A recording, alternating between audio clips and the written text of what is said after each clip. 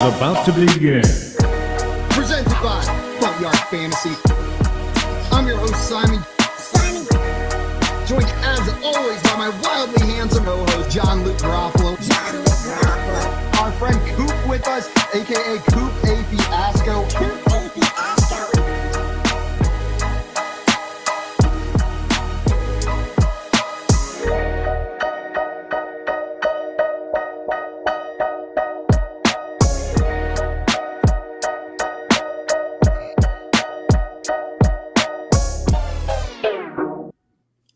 What's up, everyone? Welcome to the Front Yard Fantasy Morning Show here on Bettor Sports Network. I'm your host, Simon, joined as always by my co-host, John Luke Garofalo and Andrew Cooper. What's up, boys? Good morning.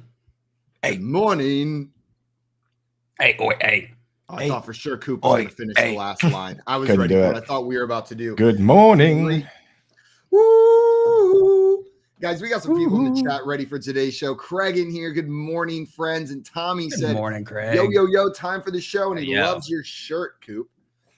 Space Jam. I had to wear one of my finer shirts today. I saw a meme yesterday coming at fantasy analysts. It was like fantasy tout Halloween costume. And it was literally exactly how I dress with the backwards hat. I was like, All right, got to put something in the hair today. Wear a nice shirt, something classy, and classy shirt. And get it going. Change it up. Yeah, I like it. Nice try. Let's try to pigeonhole me meme.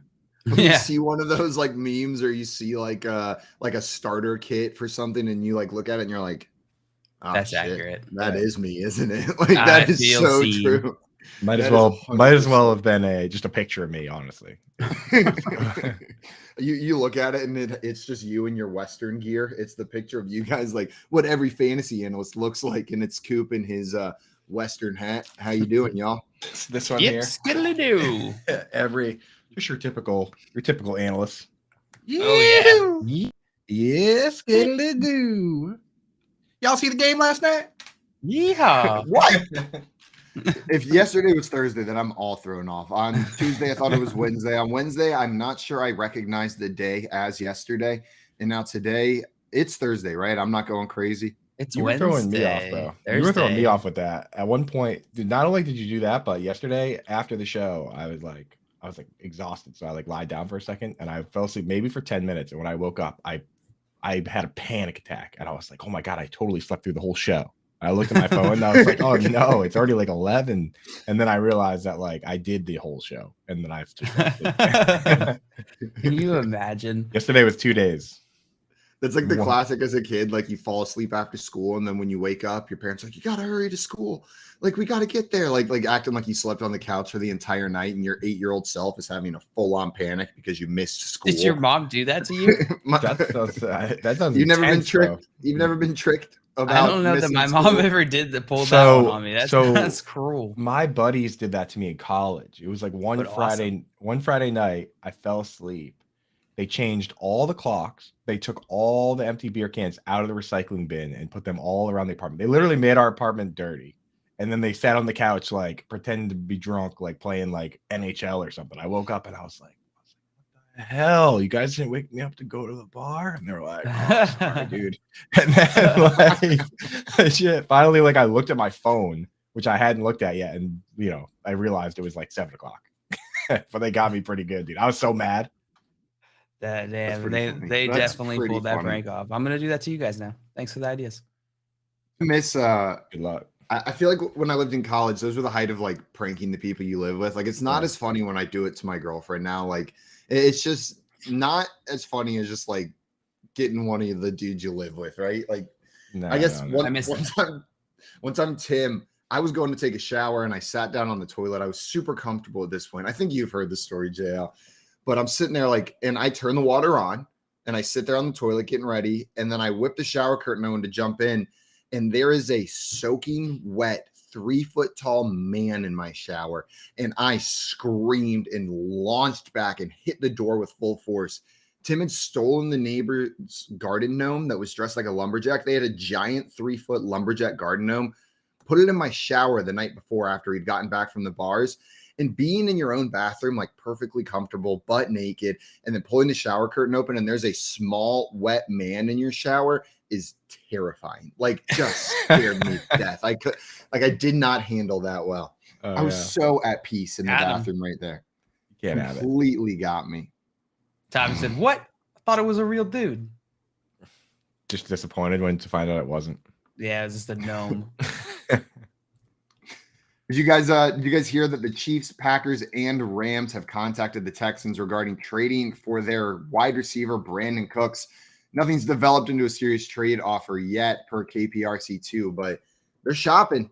They're shopping for Brandon Cooks. The Chiefs are the maybe surprising one for me on that list. What about you guys? I agree. Like Brandon Cooks is kind of like a pseudo field stretcher. He's still fast. He handles that role, but like there are two kinds of field stretchers. There's the kinds that are bad for fantasy that just are completely inconsistent, and they're good in real life football because they take the top off, but they don't really they're not consistent. That's like the KJ Hamlers and Deshaun Jackson these days, those guys. And then there's guys like Tyreek Hill and Brandon Cooks who, run intermediate routes to do that as well.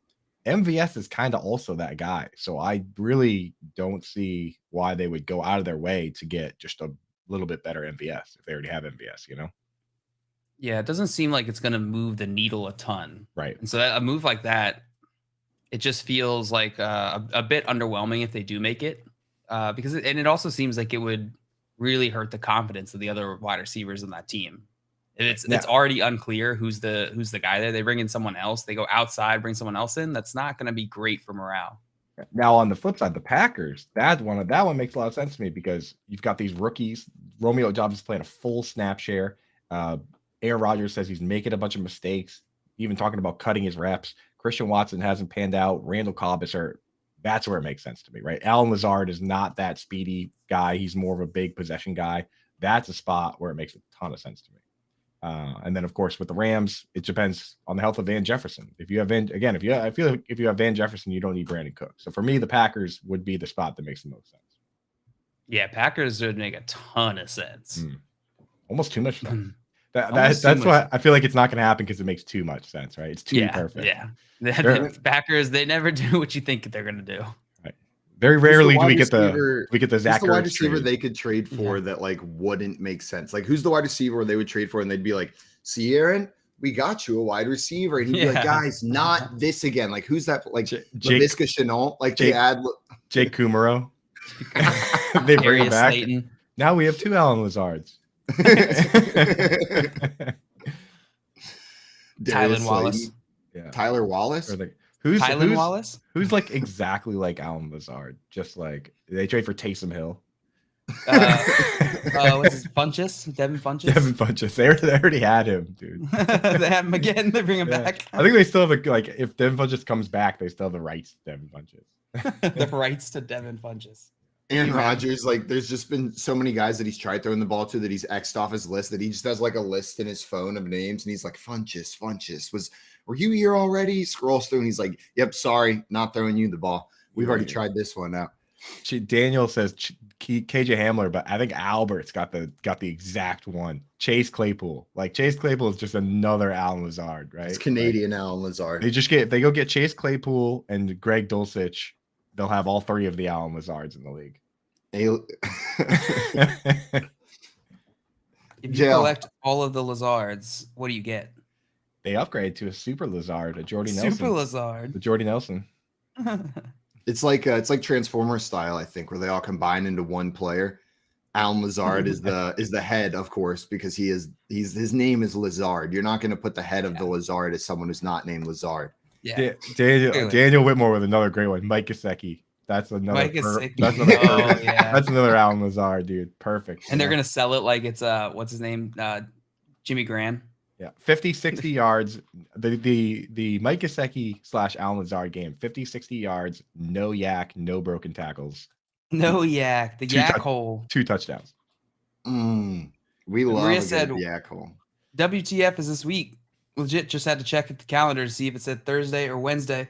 I thought it was Wednesday until you said that, Simon, to be honest. It is Thursday. I legitimately thought it was Wednesday. I planned the show thinking it was Wednesday. It's Thursday, my dudes. Yeah, Simon messed the whole thing up. Honestly, it's 100% Simon's fault. Oh, I take full responsibility. I threw myself off. Like, Coop, the moment at the end of that show when you said, "Wait, it's Tuesday," like my brain was like, "Excuse me," and then the show ended, and I was just Excuse me? I was just there by myself, going like, "It's Pardon? Tuesday." I wish it was It's Tuesday because I'm cherishing these shows before I leave, dude. I wish there was some way that I could do both, but it doesn't seem like it's realistic. You're gonna have fun though. Yeah. And you're gonna send us some sweet videos of you perusing. What's that? What's that, dude? Yeah. Simon Grunewald. No question. Simon Grunewald. Simon Grunewald. Hello. Hello. Thank you, guys. I feel a lot more comfortable what is speaking in the language of my people. What is it, grandpapa? PPR, Man, PPR. Your Dutch accents are on point. I've never heard better Dutch accents. Let's hear yours then. Like Mikaseki. I like on the Mikaseki. That's more like the Mikaseki. butchered Italian. That's I'm getting into it. You like switching between like Norwegian and Italian back and forth, just like weaving them together. You're like a Netherland Luigi. Or Italian, dude. I'm just gonna go You're wherever like I go. You're a Dutch Luigi. Wherever I go, I'm just gonna do my best to fit in. Wherever you go, you're supposed to try and mimic the way they talk, right? Like that's before you go. Watch the Conan Without Borders episode where he goes to Italy before you go to Italy, and then behave exactly like him, because people loved him while he was there, and he was just running around screaming ragu and ravioli at people on the streets. Something tells me people did not love him. Someone screamed a ragu back at him from their balcony whenever he screamed it to them. I've been trying to be a well-behaved American, so I've been preparing by watching a lot of Eric Andre before I go. Yeah, that's the perfect way to do it. Ranch up, dude. Absolutely. Ranch up, bird up. Bird up, bro. Greg said FYF morning show corporate mandated inclusivity training incoming. Yeah. Perhaps. Yeah, all the Dutch people. And it's bad because there's probably Dutch people watching because of Simon. So we extra offended the people watching. I bring the Dutch crowd in. What can I say? You bring the Dutch crowd in, and then I knock them down. You bring all the Dutch boys. You bring all the Dutch boys to the yard. You bring all your military brings all the Dutch boys to the yard. That's for sure. The front yard. The front yard. Yeah, see that Eagles trade? Robert Quinn. Yeah, dude. Bears, 4th round pick. That's Eagles are the Eagles are building something, bro. And have you guys seen the list of quarterbacks that this team has on the schedule? Like, no. I rarely prioritize defense like this, but I might just go out, especially because I'm lazy and I'm tired of doing this stuff, that I might just go out and trade for the Eagles defense in all my leagues. Not only have they already had their bye week, but these are the quarterbacks they face. Are you ready for this? Kenny Pickett next week. Then Davis Mills. Then they get Taylor Heineke. And they will play Sam Ellinger. Oh, yeah. Then they get Aaron Rodgers, which not too bad, but not even really that good. Ryan Tannehill. Actually good. It's probably positive now. Ryan Tannehill. Daniel Jones. Oh, my God. It doesn't stop. Justin Fields. Oh, my God. Dak Prescott. There's a good one. All right. And then finally a good one. Whoever the quarterback is for the Saints at the time. And then Daniel Jones. And then Daniel Jones again. That's the season? That's all of them, dude. They play. That's the season? Bro, it is a ragtag crew of quarterbacks they get for the rest of the year. Dude. Yo, they're going to be shocked when they get to the playoffs. They're going to get to the playoffs and that's be like, a good point. Both teams are allowed to have a good starting quarterback. Yeah. They might not be ready, though. Yeah, you're right. It's like the hot hands. They go. You worry when you get the 1 seed. You worry about having the bye week, and they have 9 bye weeks in a row for the rest of the season. That would be funny. They got to drop a game, right? There's no way they're making it through unscathed. You know the Giants win one of those games. That's what I'm thinking. Like the Giants pull one of those games out at least, and this team. Let's go through and say yes, no, maybe. We'll call this the Malcolm in the Middle. No. The Malcolm in the Middle test. Nobody on that one. All right, cool.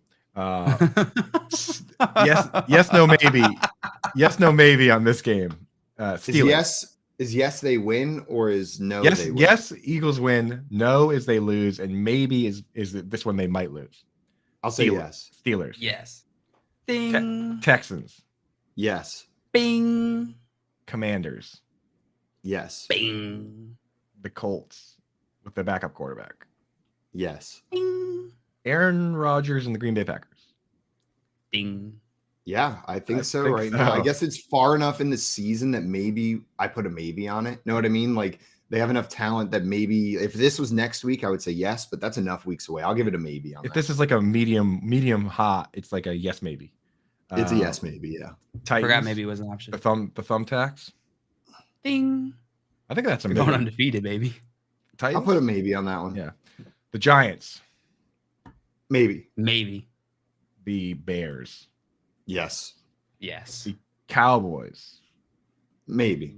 Who they already played once. I forgot who won. It was a Sunday night game, so we should know. No. The Saints. Maybe. Maybe. And then the Giants to end the season.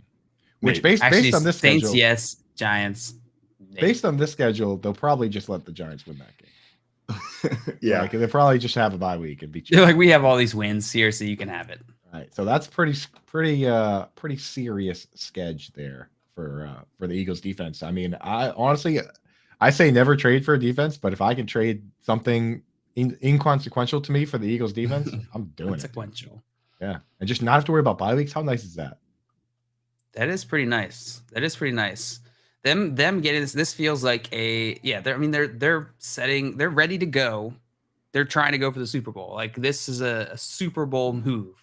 I can't imagine why else they would make this move. They gave up a 4th round pick for Robert Quinn. You guys think this is worth it for them? I think so. As Yeah. a team?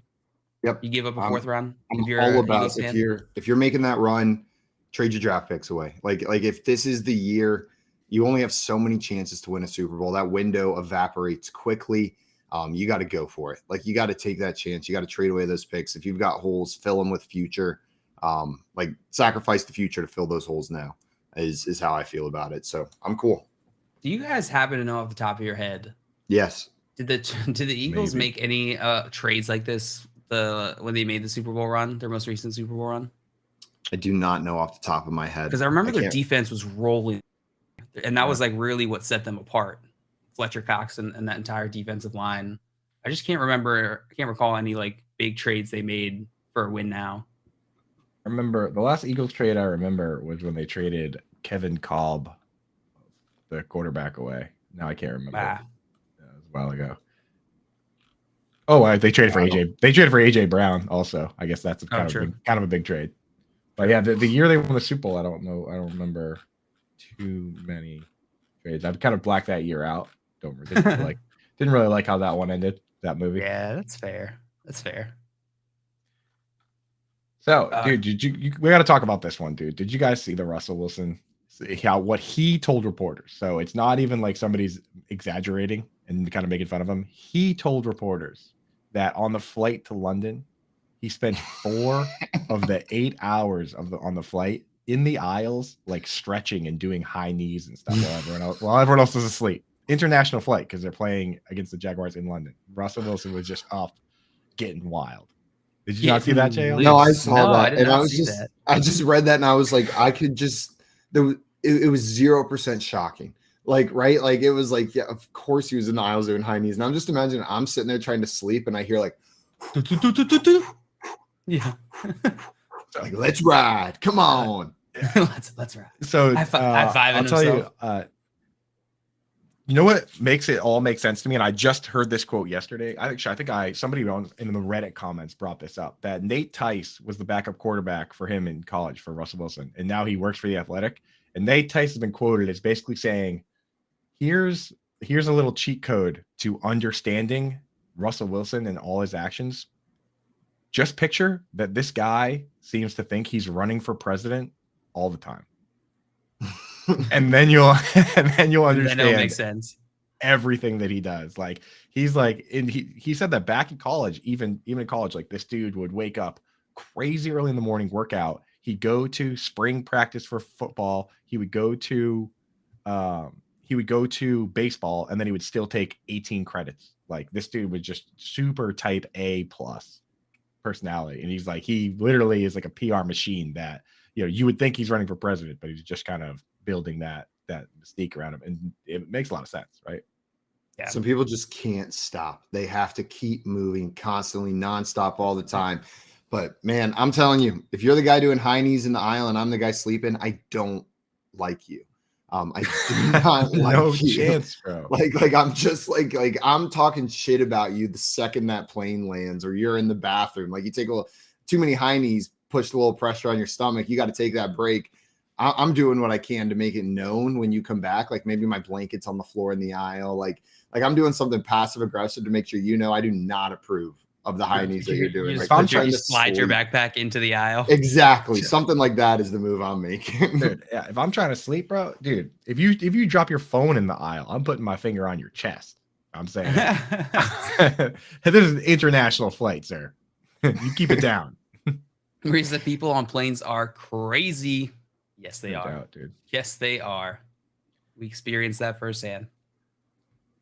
Did you guys Jake in here saying just made a trade. I lost Marquise Brown, so I traded Alec Pierce and Mooney for Dotson, Jahan Dotson. I feel like I lost.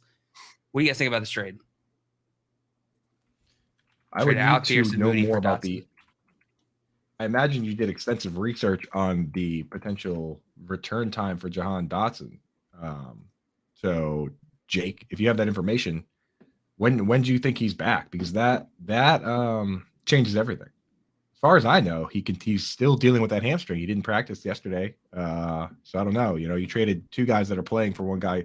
You had it looks like you had an injured player, so you took two non-injured players and traded them for another injured player.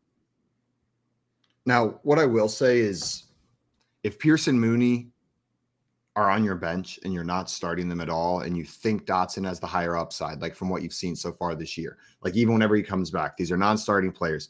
I don't love trading for injured players, but I can understand this move. But if you're starting those guys, that definitely is a little bit rough. That's a little bit rough if you're starting either of those guys, to trade both of them away for an injured player. If you trade them both away, who are you starting now? They must have been on his bench. Dotson I will say Dotson, I think, has the higher upside than both those guys. Just from what we've seen early. I think him and Alec Pierce are kind of similar, but I would give the edge if all things are even, right, healthy wise. I would give the edge to Dotson in terms of their Coop. Yeah, but I don't know. Sorry. And Stephanie wants to know our thoughts on Amon-Ra St. Brown. Coop, how are you feeling about Mr. Amon-Ra? When he's healthy, he's good, huh? But he's doing the thing that we like the least right now, which is playing, but then getting hurt and then leaving. You know, getting concussed, not really his fault. Dan Campbell said that he was running around yesterday. Like he said it like he's out there running around. Like he would say like if someone's like, "Where's your 5-year-old kid?" He's out there running around. Like, that's basically how he said it. So if he was out at practice running around, I imagine he's going to play this week. And if he plays, you have to play him in your fantasy league. Just know that once the injury train starts rolling, it seems to make a lot of stops. Choo choo. I will say concussion stuff is not something that gets re-aggravated. That's more of a one-off type of thing. Once he gets healthy, it's unlikely to. But if there is a 2-off, I will say, but JL, this year the protocols have changed on that. I saw with Tua and Teddy Bridgewater, where if he does get another concussion, I think it's then he just like mandatory missed time now. So yes, you're right in that if it's healed properly, it's not a like you're saying, it's not like it's not lingering. It's not a lingering injury. But if they don't handle it properly, then it can linger. So we should be doctors, guys. They should let us be doctors. Not. No way on planet Earth. They should. We know it. We know stuff. That level of responsibility, like other people's lives, depending on things I say and do, is something that I won't do anything like that. We'll like. I'm telling you right now, toenails and stuff. I don't know. Spend 10 minutes looking at the questions that like Stefania Bell and Edwin Porras get, who are actual medical professionals. Like just look at some of those questions and then you'll never want to do what they do. I think it was Edwin tweeted out last year. He's just like curious. He's like, what is this? And it was like a x-ray of like a knee, and it's like a little arrow pointing to one part of it. Right. I think I just made up a name and put it in there. Yeah. I've asked this hypothetical question to like my friends, my girlfriend before. I'm curious what you guys think. I need to have my appendix removed right now. You guys have to do it. You get like YouTube videos, textbooks, every piece of information that you could. Like you have an instruction guide telling you exactly how to do it. Know what I mean? You have every tool, every instrument, and the clear step-by-step instructions. What is my percent chance of surviving this surgery, you think, if you guys are doing it to me? 0% chance, Simon. I'm Simon, sorry. The thing is, dude, I feel like there's a percent chance I could pass out, but if I don't pass out, you're making it, buddy, because I know that's pretty serious situation, man. Pretty serious situation. And there was a doctor once in Antarctica who had to perform a emergency appendectomy on himself, and he got it. There was no one else there that knew how to do it. He did it with a mirror, bro. Just like Dude, biting the belt. I'm so terrified I'm going to end up in one of those like 127 hours type situations like that. I'm just oh my like, god, bro. I can't do it. Can't do it, man. I'm just gonna die.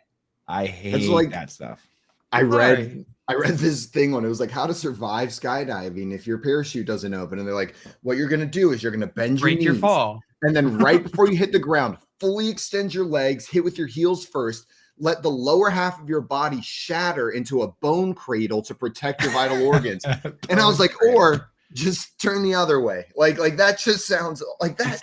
Oh my, can you imagine purposely going like, okay, next step, make a bone cradle for my organs. Like I can't even like bite my finger hard enough to make it hurt before my brain stops me. There's no way I could. Wait, do is that like to preserve so that you can donate them or that you live? No, so that you live. Like your bones don't keep you alive. Turn your legs into a bread bowl to protect your innard soup. People have done it. People have survived falling out of an airplane by making a bread bowl for their organ soup. A bread bowl that's been holding soup for like 3 weeks.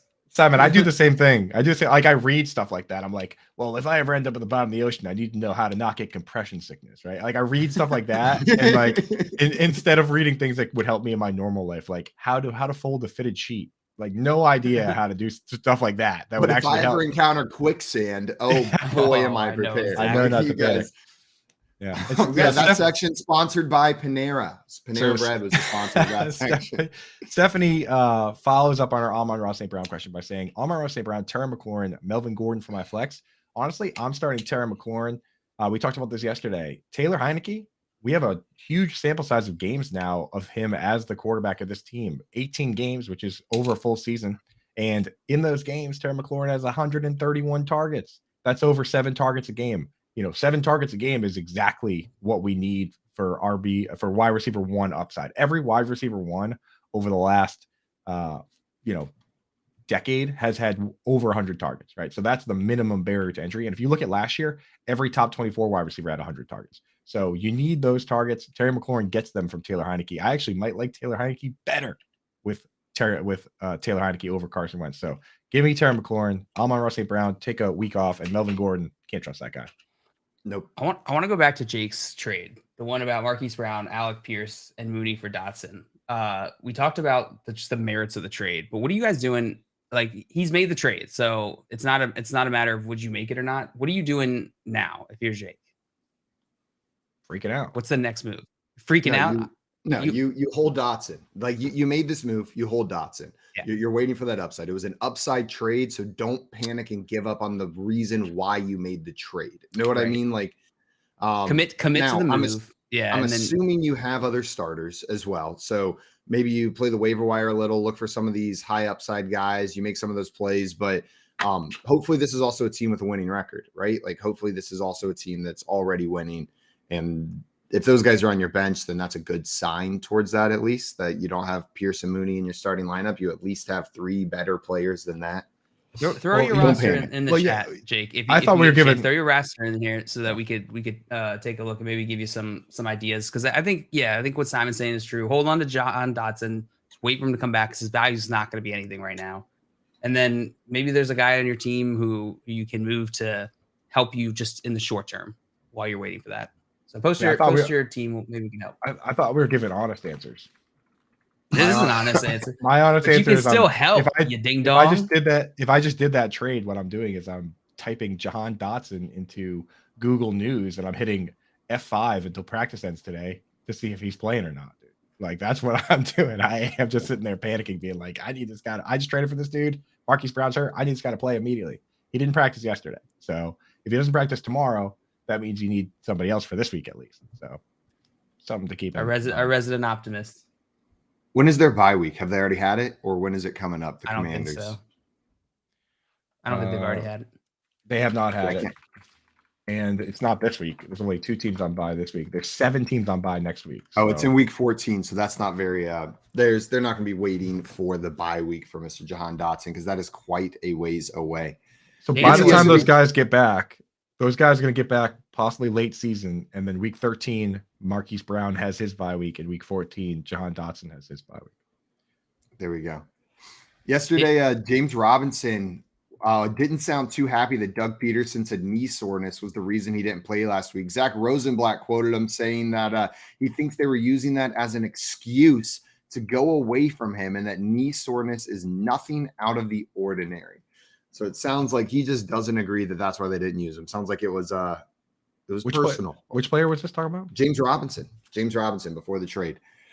Remember, they said during the game, like, it was knee soreness. Oh, knee soreness is keeping him out. Doug Peterson said that, like, instead of saying it was the game plan, and James Robinson's just calling him out, saying, like, it had nothing to do with that. You just didn't want me to be the starter anymore. There are so few instances in this league of a player saying, I'm ready to play, and the team saying your knee is too sore. Like, that happens. When does that ever happen, dude? No one ever tells Tyler Lockett he's not allowed to play when he limps out there to play the entire J.K. game. Dobbins. Right. I've seen it. Yeah. J.K. Dobbins. I've seen it with DeAndre Hopkins DeAndre Hopkins like snuck back into a game once when they told him to stay out on a hamstring injury, which that's such a DeAndre Hopkins move though. Like, he's such a gamer, but like, how often do they say, no, you're too hurt? Very rarely, dude. I think in hindsight, right, it's obvious. Like, this isn't even news. They're trying to trade him. So they don't want him to get hurt, right? Yeah. Like, they don't want him to get more hurt because then he would lose all of his value. I don't think this is if James Robinson is surprised by this, then I think he might just not understand how the game works. That's it, bro. That's it. That's like, you where you see that all the time, JL, is baseball games. It'd be like the second inning and they like take the second baseman out. And then you look over at the camera goes over to the dugout and everyone's giving him hugs and stuff. And you're like, oh my God, that guy just got traded. And then within the next hour, they announce the trade. And they trade him to the other team and he just changes hats. Like, baseball, the baseball trade rides home with them. The baseball trade deadline is so funny. Dude, the baseball trade deadline during COVID was ridiculous, bro. Because it was literally like a team would be like, oh, we got to play Toronto this week, but this guy's not vaccinated. So, do you want him for like a handful of maple bats? And teams were like, all right, yeah, like, whatever. Like, that's that. The trade deadline of baseball is insanity. I'm just imagining the situation where, like, Joe, you said he goes home with the other team. He's like, just hold up, guys. I got to grab my bag out of mom's car. Like, can we stop by my mom's car real quick? And they pull up and like, I want to get my toiletries. They're like, stop by his house on the way to the airport. Yeah, don't forget to call. Yeah, it is crazy in baseball. Daniel in here saying, I'm 3-4 in my home league, 10 team, half PPR, made some moves and got lucky. Nice. Got a first world problem. Got to bench 2 of these guys this weekend. Jonathan Taylor, DeAndre Swift, Damian Pierce, Kenneth Walker, and Travis Etienne. Who would you roll with, and which of the 5 would you trade away for a wide receiver 1? That's a good question. Can I get the list again? Can you absolutely get the list. Jonathan Taylor off it? Okay. It's really hard for some reason for me to do that. DeAndre Swift, Damian Pierce, Kenneth Walker, and Travis Etienne. So you have to bench 2 of those players? Yep. And Jonathan Taylor. Can't bench Kenneth Walker right now, right? Can't bench Kenneth Walker. So benching Pierce, and I'm benching Swift. I'm going to bench DeAndre Swift, man, because think about this. He's coming back from an injury. I talked about this on the Fantasy Alarm podcast with John and Pemba. If you want to just get a quick rundown of every single game in an hour, me and John and Pemba do it every week. The Quick Out Fantasy podcast, no nonsense. Just like this show, it's very serious. But that one is no nonsense. We call it the Quick Out because we go in and hit every single game. But John and Pemba made a really good point. We were talking about this. If there's a pass interference in the end zone in that Lions game, right? Say it's a 40-yard pass to Better Boss's favorite player, Khalif Raymond. And he's just so good that he busts loose and the safety tackles him and they call pass interference in the end zone. And they can send anyone down there to the goal line to run smack into a wall of defenders trying to get that goal line touchdown. Do you think they send DeAndre Swift down to do that, or do you think they send Jamal Williams down? Jamal Williams. That's yeah, what I'm let's saying. send our fresh soft injury starter down there to punch it in. Right. So for in full PPR, you're banking on a lot of receptions in his first game back. If you have the luxury of having that squad, I would make DeAndre Swift one of the guys where you just wait and see. Yeah. I think I'm actually benching ETN instead of Pierce. He's the other one I was going to bench. He's going up against Denver this week, whereas Pierce has Tennessee. Like those guys are close enough. I'll take the one with the easier matchup, and I'll throw ETN and Swift on my bench. Start Pierce, Walker, and JT. And you still root for ETN and Swift. Oh, absolutely. Just because they're on your bench, make a DFS lineup, whatever, But and luckily everybody goes off, and then you have an even better problem. And then in terms of trading for a wide receiver one, which of these guys would you be most interested to trade away for a wide receiver one? So I know you guys hate to hear it, but I think maybe Swift or ETN right now, just because the hypothetical upside is so high for these guys that I think that with like ETN, he would need to come out and have like 140 yards for his value to go up from where it is right now. It's pretty high right now. So like if you can cash out at what's about his ceiling before, like what happens if they come out and actually, if they're not lying to us and they actually do use Jermichael Hasty a bunch? Ew. Like that could happen. So if you could cash out now before you even see what happens with that uncertainty, that might be the move. Yeah. Daniel, and you're saying, I'm actually going to the Jags game in London. I live nearby. Feel it's been influencing me to play ETN for the live excitement. You know what? Do it. If your buy-in's less than $50, put ETN in there, bro. That's where I'm at. That's probably a good caveat to throw in there. If you're playing for fun, $500 if it's like a $20 league, it's like he's like, oh, by the way, it's a $2,000 FFPC Ultimate Championship League. I'm like, okay, well maybe you start the guy. Fantasy football should be fun, but if you're putting it's not fun. Down, that much juice down. It's not. Yeah, you should that's not fun. That's an investment. But if it's a $20 league with your boys, get them in there, man. Yeah, have fun, watch the game. It's going to be that much more fun watching ETN, have a day. And Scott Fish said, my son playing Madden just now, handed off to the running back with Lamar.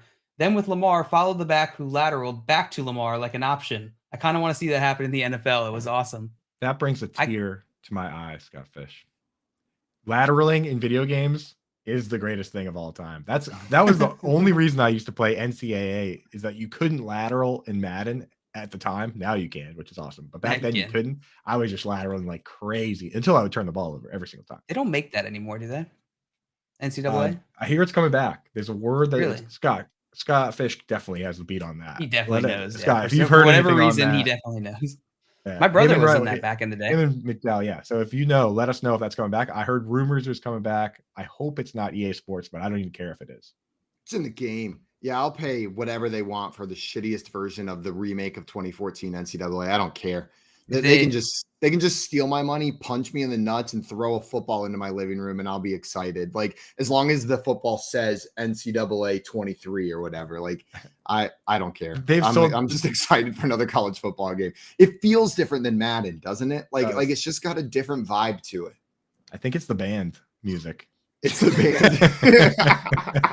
It's the only reason people prefer NCAA is because of the marching bands. 100%. I played the like 2000, 2001, I think year NCAA so hard. I just played this so much because my brother was in them. He was being able to play my brother in a video game was like mind blowing to me at 5 years old.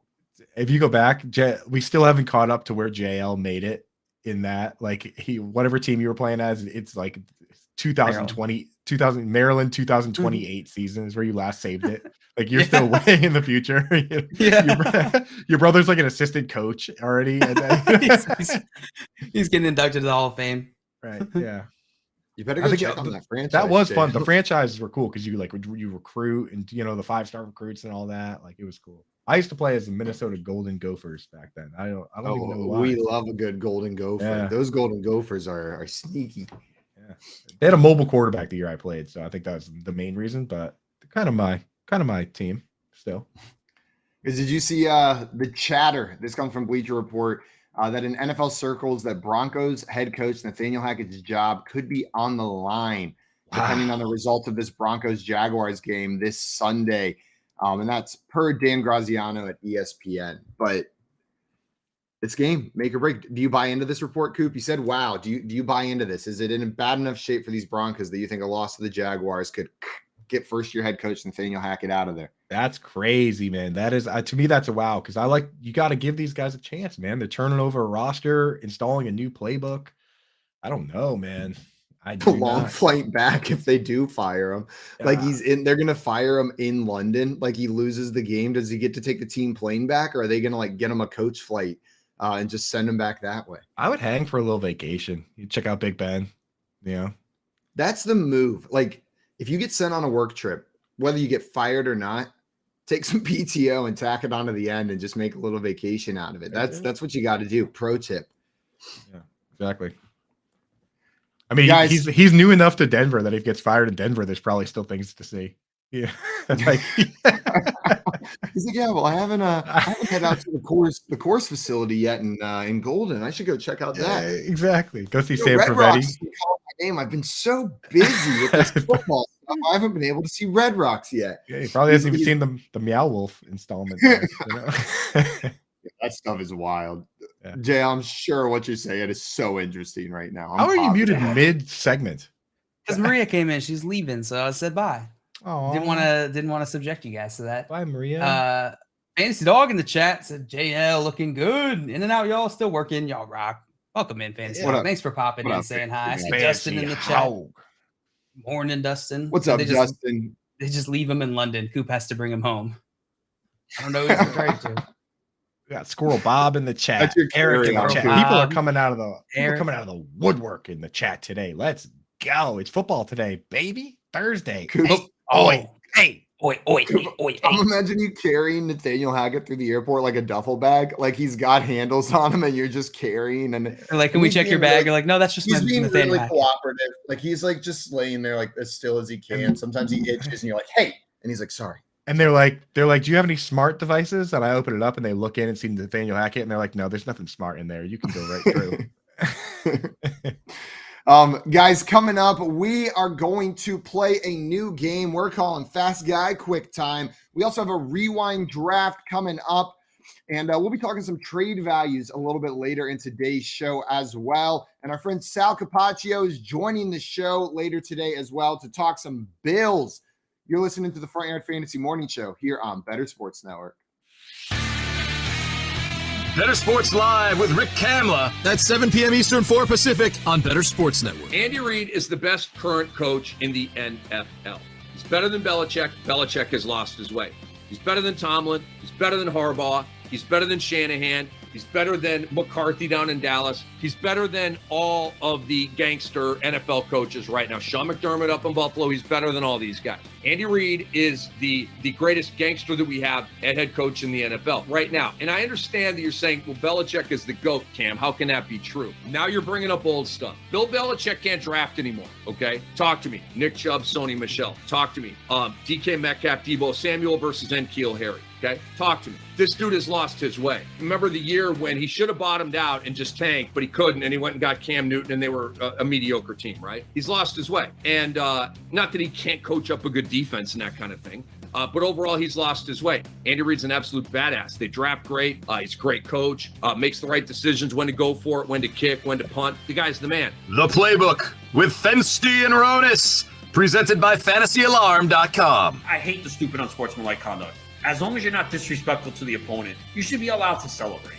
How I used to say it, and to bring up, because now basketball's starting to bring up. Oh, dude, it's even worse than basketball, isn't it? So Dikembe Mutombo, who used to get teed up in the 2000s, in the 90s, they didn't give a crap.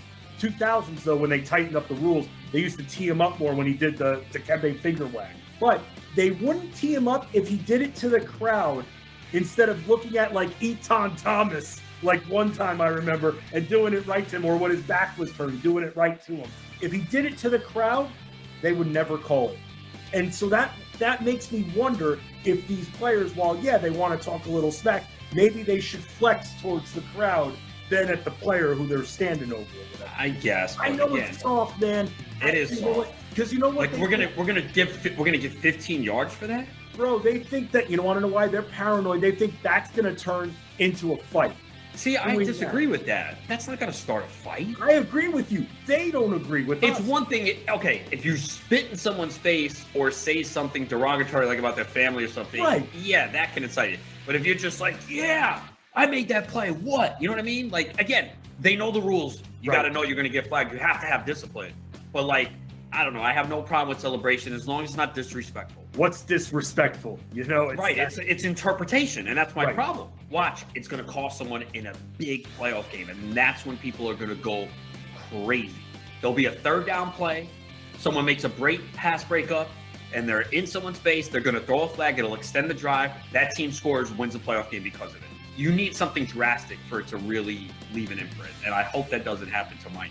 Bettor Sports Network is betting, fantasy, collectibles. It's sports talk done better.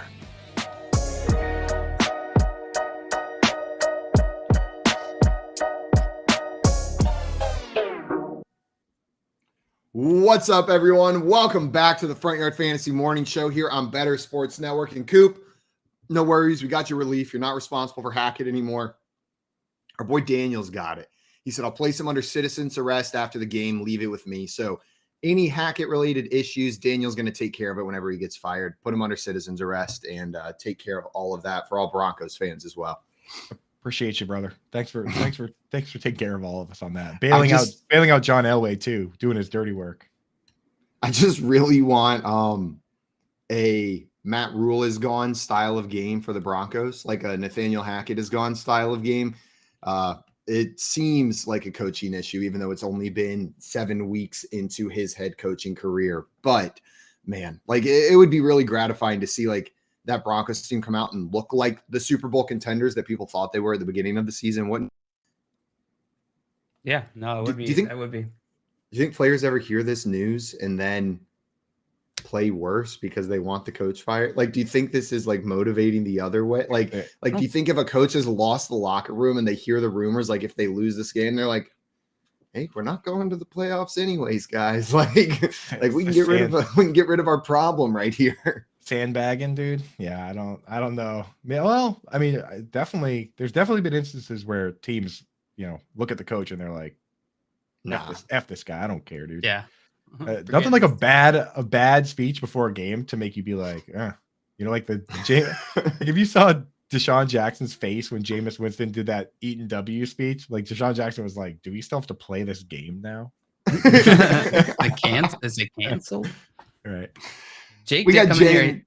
He did say, I want to trade Sutton, but I don't know the value since Broncos are just bad. Any ideas? Jake being the trade daddy when you following up on us asking about, posting his team in here.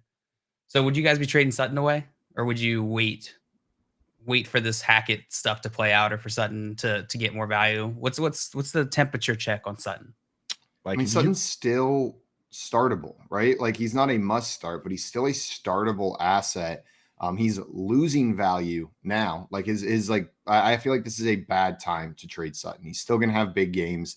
He hasn't come off of a big game recently. So I'd be holding him. I'm not trying to move him. I think you just got to play him. Yeah. I mean, like the thing is there's like 3 guys in that situation with the new quarterbacks, like the risky young quarterbacks. And it's Terry McLaurin, who we talked about with, going to Taylor Heineke, who we like, Michael Pittman, with Ellinger, and then there's Sutton. I think those guys are all in a similar bucket, but I would rather have McLaurin. Like if you could capitalize on maybe some nervousness there and maybe make because I did see somebody had asked me a trade that involves Sutton for McLaurin. I was like, yeah, do that. It's kind of hard to do that straight up, but if you could make a move like that where the person with McLaurin might be panicking when they shouldn't, then I would potentially try and do that. That's fair. Or if you could, I don't know, DJ Moore, a tight end. Like, is there a tight end move like where you're looking like, do you think Courtland Sutton could turn into a George Kittle, or has he been killing it too much recently, or is there still nerves about him because of his season start? George Kittle, whoever the guy that is rostering George Kittle might be like the start of the season was very scary. People were asking me if they should drop him. You know what I mean? Especially after he came back and had a couple down games. But I mean, his usage this week doesn't get much better. The guy ran 46 routes, only pass blocked 1 time. Like, you're not going to get better than that. Like, that is literally do a temperature check on the George Kittle owner and see if I don't know who your tight end is, but if you've got an Evan Ingram in your spot, or you've got I don't know, a Zach Ertz or something, and you could turn that into George Kittle, Cortland Sutton plus for George Kittle, I would probably go out and do that. I'd be down for that move. Would you rather have, and this might sound crazy, but if you look at the numbers, perhaps not. Would you rather have Cortland Sutton or DJ Moore with PJ Walker at quarterback? I think it's still Cortland Sutton. But Is Russ playing this week? Is Russ back? I think it's still questionable. I think it's questionable. I think Rippon might get the start again. Brett the Ripper. He loves Jerry Jeudy, huh? Jeudy game.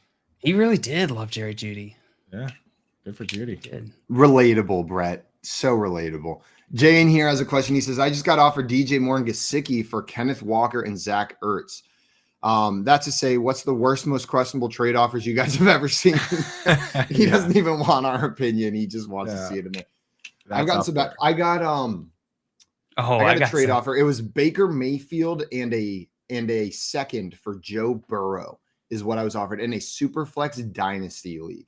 Someone offered me Baker Mayfield and a second for Joe Burrow, and then was incensed when I sent them a trade offer back, Kirk Cousins for their entire team. Just like when I get a trade offer that ridiculous, like I just let them know real quick. Yeah. Like we're not starting from a place where we can even get to a point if that's how we're starting. Like that's not a start low and then find a middle ground. That's you are either insulting me or you are just untradeable with. Yeah. Oh, I've had some bad trade offers. Let's see if I can pull some of them up. In the meantime, Scott Fish says Russ said he's ready and going. So Russ is starting. Cortland Sutton back on the menu. Jerry Jeudy is dead.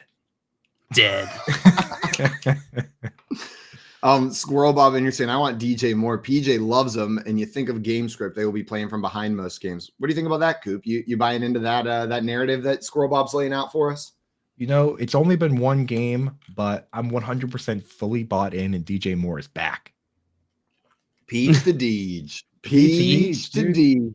Dude, DJ Moore, we talked about it yesterday. JL looked it up. 100% route participation. What? Every time they've thrown the ball, DJ Moore's run a route. 10 targets last week, 7 receptions, 69 yards. Nice. 1 touchdown. I mean, he's back, right? He's back. He's all the way back.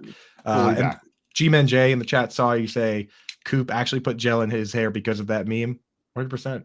Put me in your hair? But gel. Hey, gel. Yeah, and now it's more of a styling paste. I don't use gel, but gel is just easier than writing styling paste. Styling paste is a little pretentious, but not hear my name. I had to put the backwards hat aside for one day just because of that meme. You know, sometimes you see something. Some people read a book and it speaks to them. That meme really spoke to me. Coop, it's funny. So that one time I came home to my parents' house. Like I don't live there anymore, but I was visiting them, and I pulled like my toiletries bag out and I pulled the hair paste out, and I started putting my dad was like, what is that? While his axe got to be spiked super hard gel is sitting on the counter, right? And I was like, oh, it's hair paste. It's just a little bit less stiff. It looks a little bit nicer. And he's like, huh? And just made kind of a noise. Next time I come home, he's got a jar of hair paste sitting on the counter. He didn't say a single word, and he was like, I'm switching from gel. He's like, I'm about the hair paste life now. And I was just cracking up because he went from axe got to be spiked, super hard, spiky axe hair. And now he's like, I got the paste. We're just rolling with the hair paste now. You changed my mind. I got a bad trade offer here that I found. I got in Dynasty League. I received this season. I received Derrick Henry and a 2022 second round rookie draft pick for Travis Etienne and Jamar Chase. Yeah, that's pretty rough. That's Derrick Henry rough. And a second for Jamar Chase, Travis Etienne in a Dynasty League. You would be losing Henry for Jamar Chase straight up. Jamar Chase is a better dynasty asset than Henry, and 100%. then you'd be trading away Etienne for a second on top of that. Etienne for a second, yeah. Great trade, dude. That's how you don't trade. Dustin that's how you don't send offers. Dustin asked what meme this was sent. This meme was sent to me, which was insulting in itself. It says fantasy tout Halloween costume. It's on my timeline if you want to see, if you scroll down through a bunch of nonsense. Backwards hat, right? Low quality free t-shirt. The guy's wearing a DraftKings t-shirt. Pinned screenshot to disguise constant losses. And then it says holding massive bag of crypto.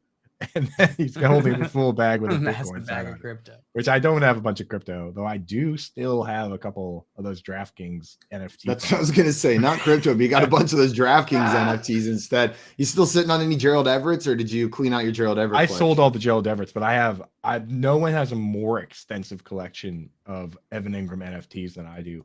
But they were all purchased for the bare minimum price of $1, and I saw recently they were selling for as high as $1.15 a piece.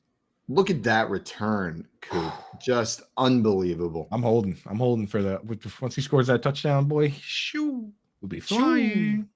You guys ready to get into our new game? Yeah. Fast Guy Quick Time. JL, I have no idea what we're doing here. You created this game and you told me do not open it, do not look at it. So the floor is yours. I will take it over. Fast Time Quick Guy. I think I mixed it up.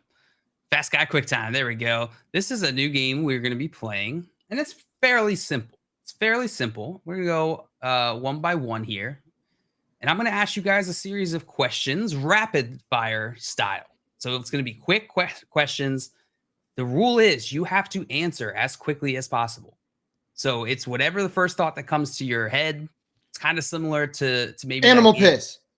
Exactly. It's kind of similar to that game where you just got to say whatever comes to your mind. I was gonna say that. No matter. I'm going to go fast style. If you start stalling, I'm going to make fun of you.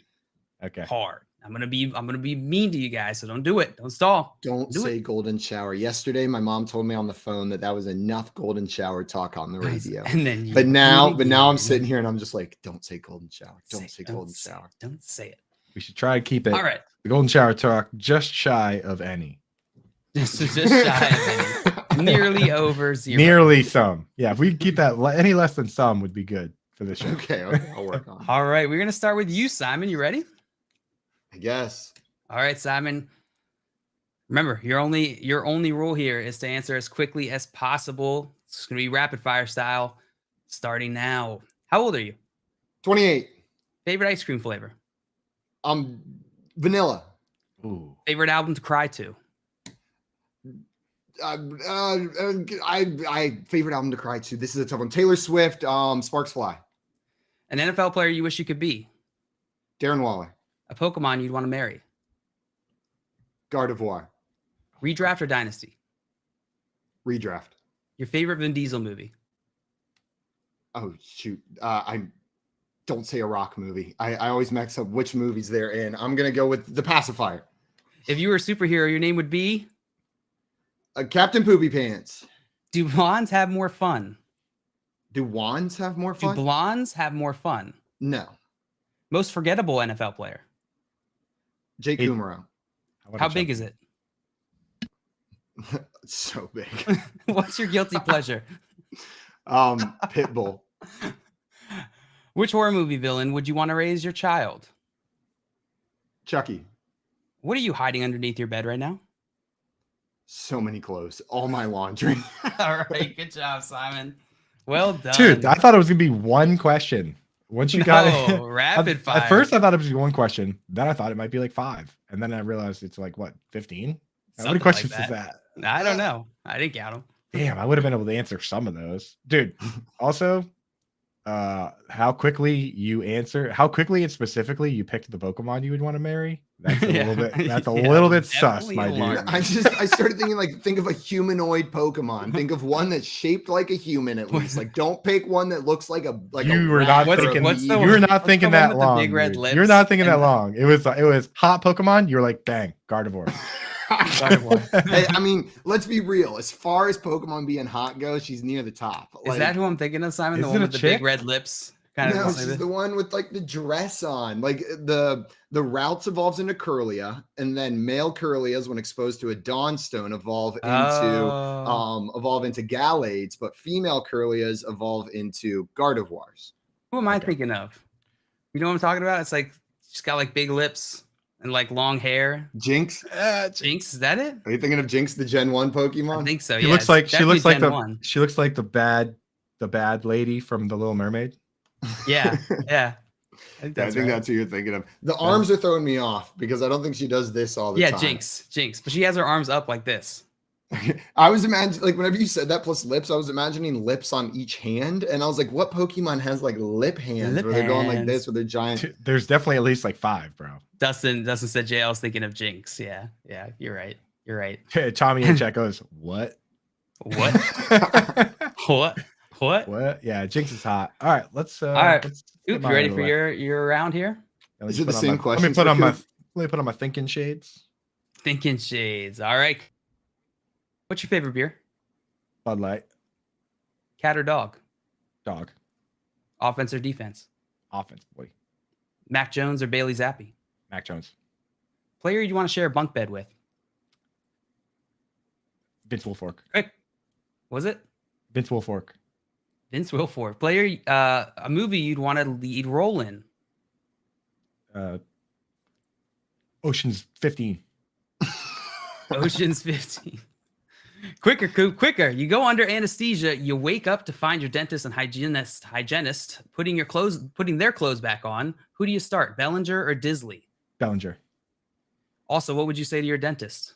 Nice. Which celebrity would you want to smoke weed with? And Matthew McConaughey. Are you happy with your life? Absolutely. PPR, half PPR, non-PPR? PPR. Xbox or PlayStation? Xbox. What's something embarrassing you don't want anyone to know? I have double uvula. Which mascot would you want to fight? Serper. All right, well done, Coop. Yes. Hey, I only stalled on a couple there. There was a couple tough You ones. did. Dude, I was but so looking back, excited to hear every answer. Looking back, I had some bad answers. Vince Wilfork is probably the worst person to share a bunk bed with, is he not? Dustin said Coop got way easier questions. I don't think so. There was some in there where I was thinking like, oh, I don't know what I would say here. Just being like absolutely concerned. I think I came up with more assignments. I think Keith came up with more Coops. There were some assignments I wanted to shout out my own answers to, but there were some assignments that I would not. Favorite Vin Diesel movie? There was one where I heard like, Hayden Hurst coming out of your mouth, and I'm not sure which one it was for, but like you like couldn't help it. You were like Hayden Hurst, like most boring player. I think it was unforgettable. Most forgettable player. Hayden. Even though I like Hayden Hurst, he does a lot of good for the community, mental health awareness, but still, he does. I'm tired of Hayden Hurst questions. Make him stop. Yeah. Well done, guys. Good job. Fun. I like that game. We should do that. We should do that again. I want to put you on the spot next time, Jay. I'll get you. I want to be put on the spot. But I actually really enjoyed being on the other end of it. Yeah. Man, and I was sitting there like whenever you said best album to cry to, like I've got so many. I feel like I know. was just panicking. I was that's why I asked. I was panicking. Like I love a good cry album. Like I think the tight end to start that's out for like 3 weeks. that was Keith's prompt, and I gotta admit that was good. That got me. I was just thrown off by the dentist. I was doing Simons. I was doing Simons in my head the whole time, and for the Cry album, I immediately would have said Savage Garden, even though I can't even name any other song except for Truly Madly Deeply. But that was the first thing that popped in my head for Cry album.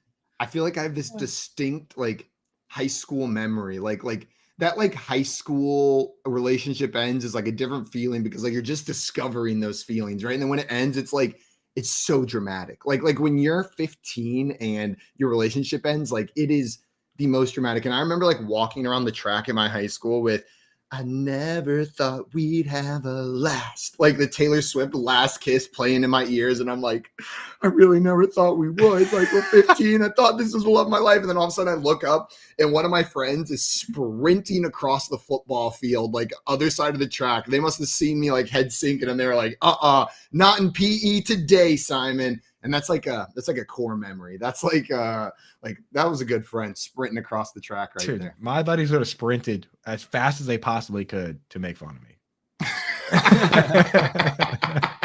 Like they would have sprinted over and just pantsed me and been like with the camera in your face.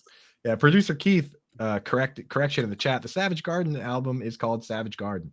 So there you go. I would have been right. Is that even a correction? Yeah, I know it's a compliment, perhaps. Savage Garden. It's a clarification. It's a clarification. I don't know why, Coop. Whenever you mentioned they would come over and pants you, the best time to pants someone, in case you guys were wondering, is when they've got a bowling ball in their hand and they're about to bowl, because then they have to figure out what to do with the bowling ball before they can pull their pants up. Do they just drop it? Do they waddle back over to the stand and put it down? Because like dropping a bowling ball is loud. It's a spectacle. Is this how you hurt your foot on that date? Did she pants you?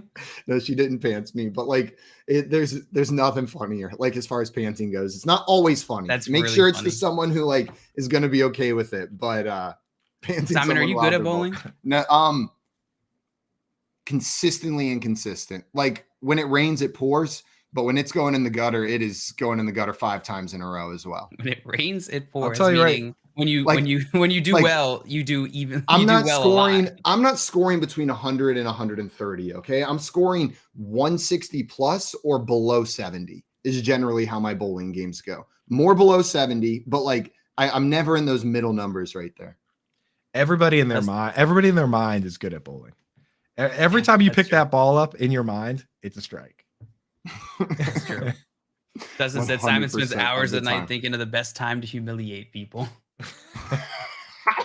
You can get seriously hurt if somebody yanks your pants down right as you're about to roll a 15-pound ball. Yeah, that is pretty funny though. Don't do it on the walk up. Do it like as they do in the like the guy who's never bowled in his life, but still is like staring down the lane like it's gonna make a difference on how the ball is thrown. Right? That's when you do it. When they're deep in thought. That's the time. Not after that. After that first step, you could murder somebody with that. Then it's too late. Then you've gone too late. Then it's assault. Tommy said, I just watched Big Lebowski again. Would it shock you guys to know that I've never seen The Big Lebowski? You are just the worst, bro. How have you not seen that movie? That movie is like, you of all people, I feel like would truly appreciate that movie. I feel like because of the bowling? No, well, yeah.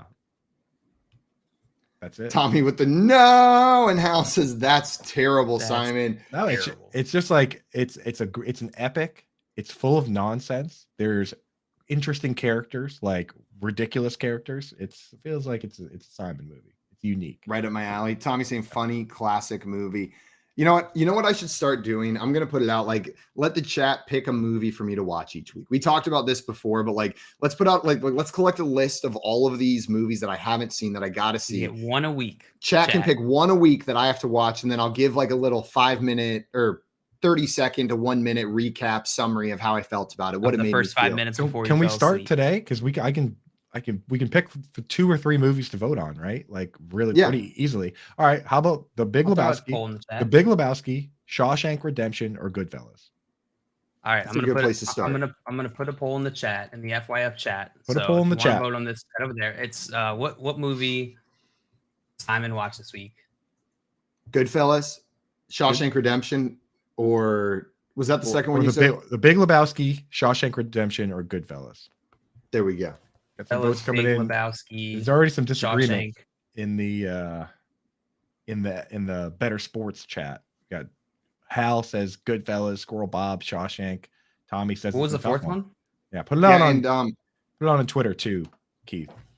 Yeah, looks like Keith's gonna Big post Lebowski, Shawshank, and what was the fourth one? There was only 3 that we said. Okay.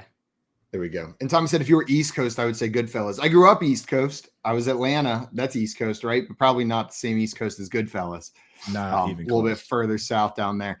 Guys, coming up, we are going to be talking some trade values.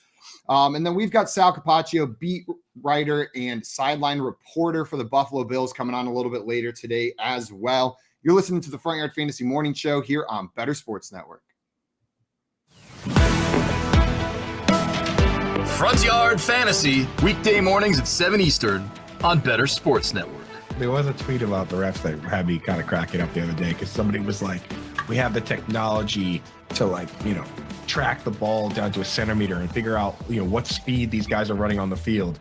Yet somehow we still mark the ball by That's my favorite. A 60-year-old dude eyeballing it, and then we run over with literal chains and measure it. It's like, you think we can probably get that figured out. The least precise way to measure something, and then immediately following that up with a super precise way of measuring something. Yeah, it's like we have satellite. Like if you're a millimeter short of that chain that they bring out there, that they ran out it as best they could in a straight line, But if you like, first they just go here, and then they grab the chains and they run in the straightest line possible. But then if you are 1 millimeter short with that football, doesn't count. Sorry.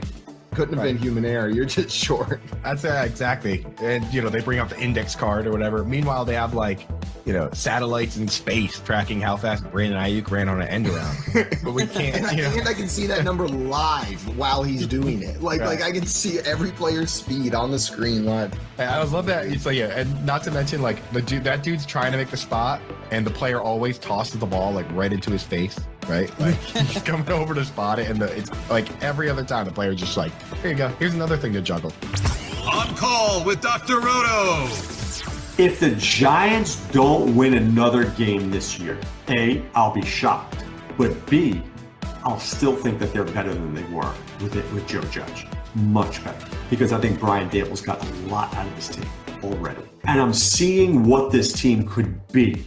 See, that's the problem with owners and general managers. I see Nathaniel Hackett and I see a guy who can't get it done. I see Matt Rule and see a guy who never should have been hired. Disaster right away.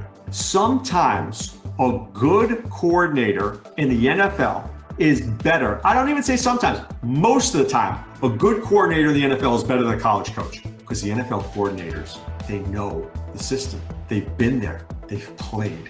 They've been around it. For the life of me, I don't know why Eric Bieniemy hasn't gotten a job yet. Deuce Staley's going to get a job. Somebody's going to hire that dude. When you've been around the game, you understand it. These college guys come, they don't know it. Join the show with one touch of a button. It's Sports Talk 3.0 on Bettor Sports Network.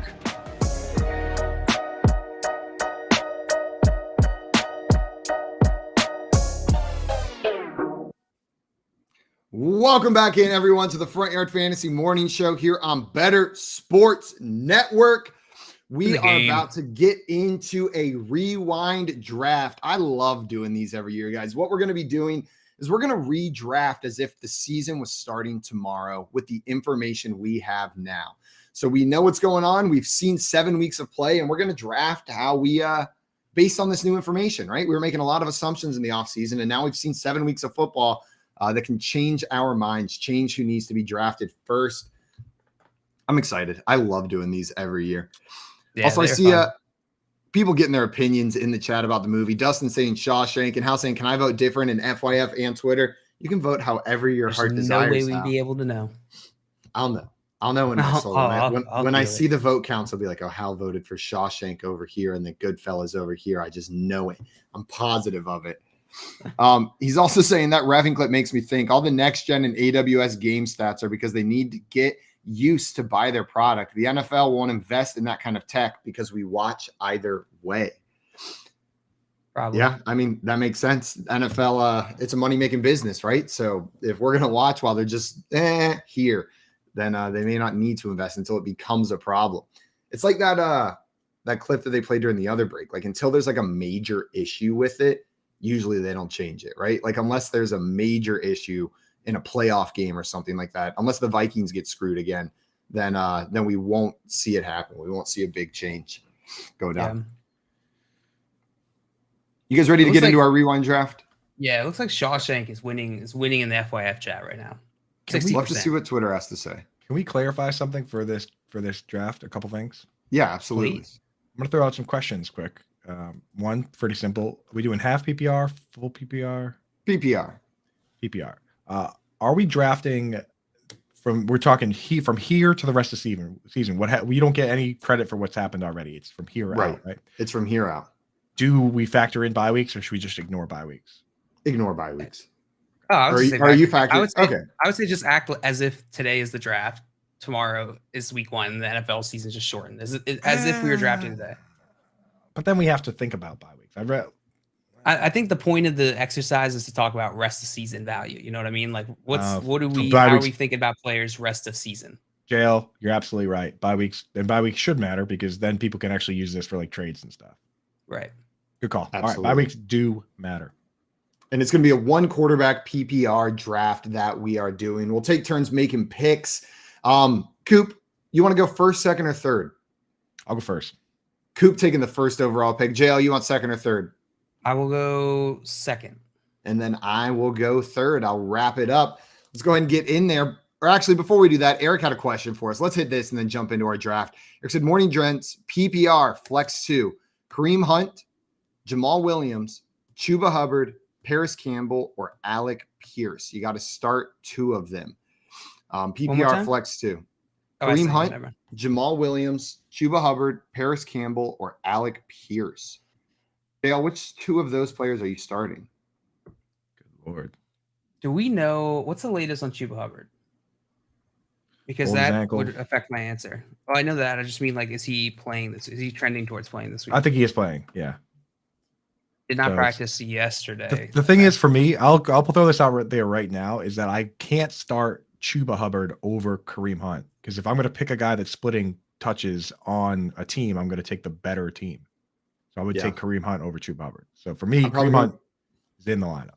It's Kareem Hunt and Paris Campbell for me, I think. I'll throw those 2 guys in there.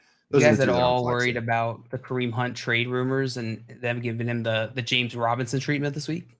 I feel like narrative, but you got to know it before. If it's on the table, then they would just hold him. They would have him as just a full on inactive for the game. In which case, you would have the opportunity to not start him.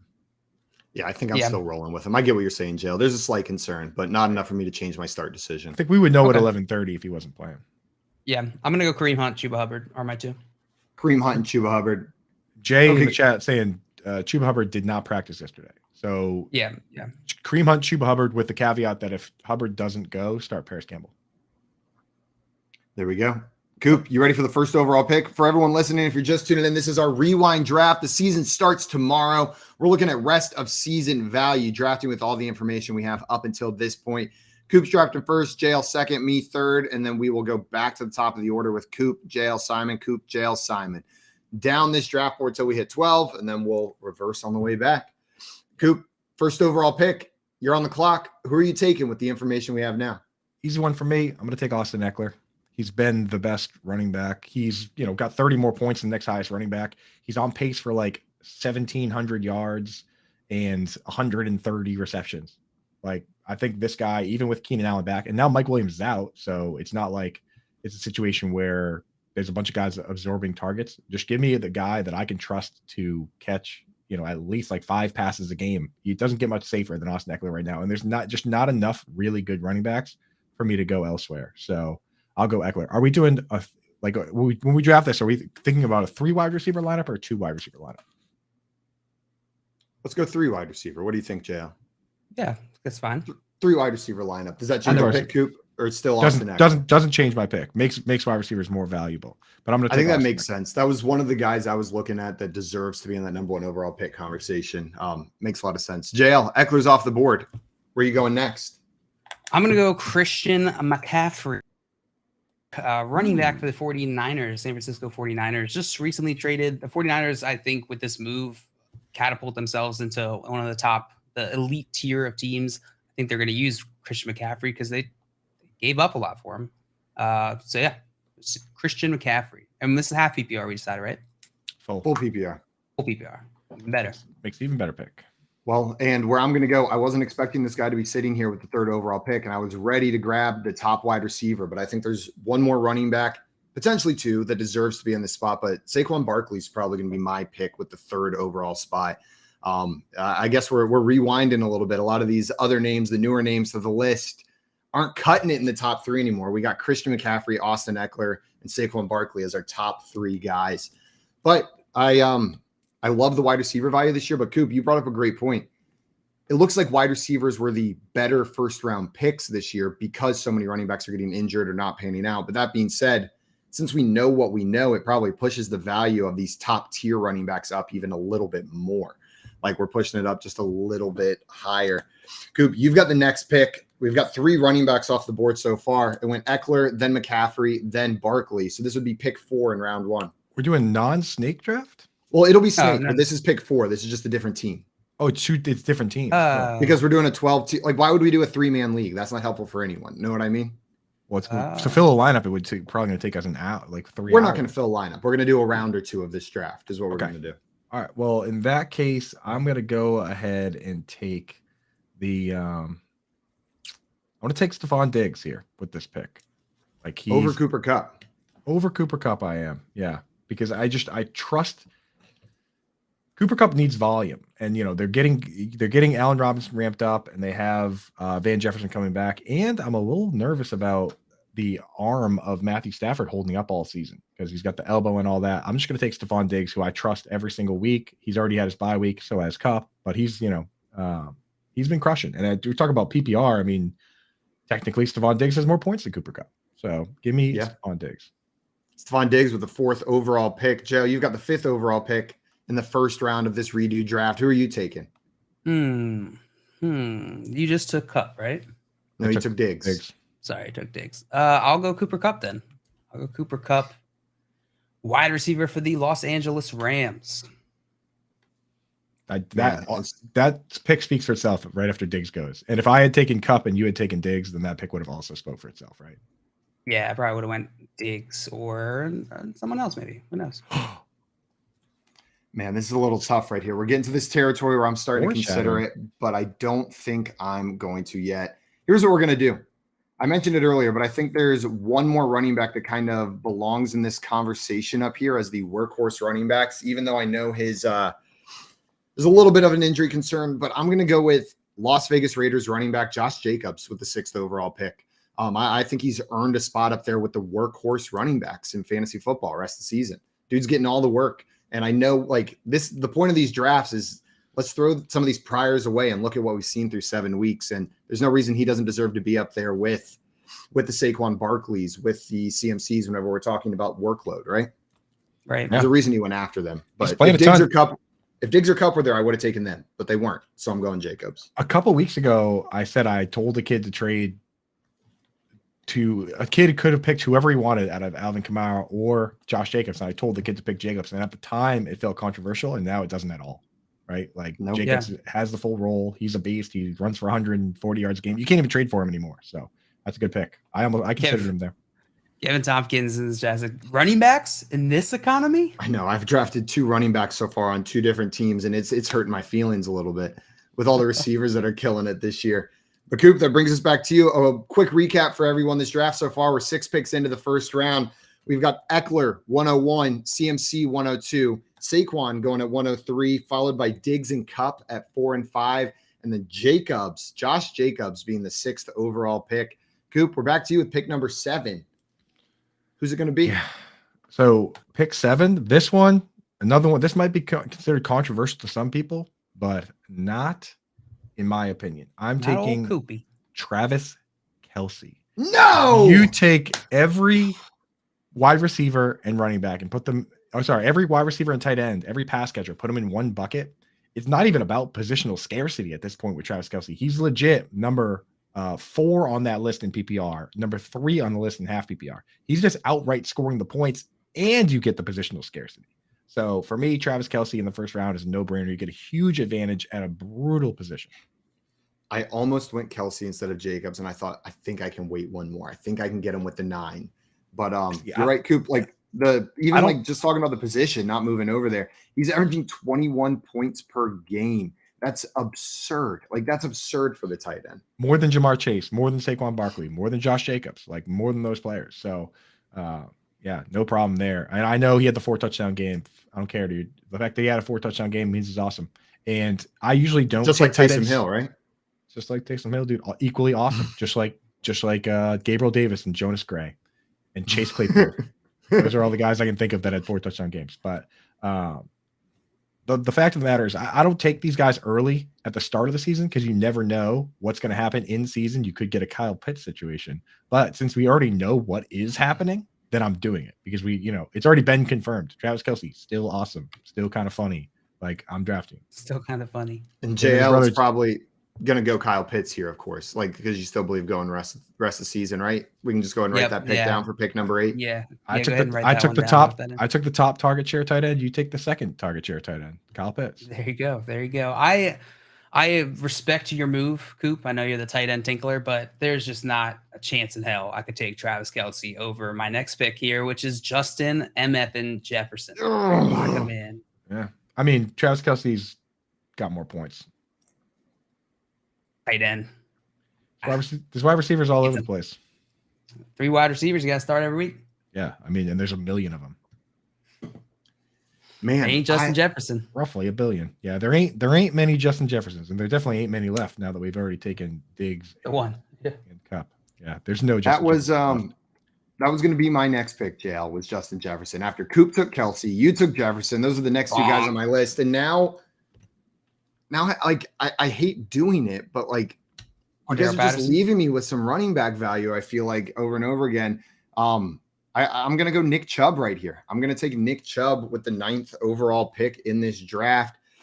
He's sitting up there right now as a top 3 running back. His upside's a little bit lower than these guys because he's not as involved in the receiving game. But especially with the Kareem Hunt trade rumors, right? Like it's already hogs up for Nick Chubb. It's going to be double hogs up for Nick Chubb if Kareem Hunt gets traded. So Nick Chubb Hal makes an interesting point here. He said if Kelsey only had 1 TD in that game instead of 4, where would he be? That's pretty first easy overall. For me. Yeah, I guess just remove 3 touchdowns. For me to calculate. Let's see. Remove 18 points. And their yards. So slightly. He could No, still because have he didn't have many yards in that game. He didn't have many yards in that game. But let's call it 20. Let's call it 20 points.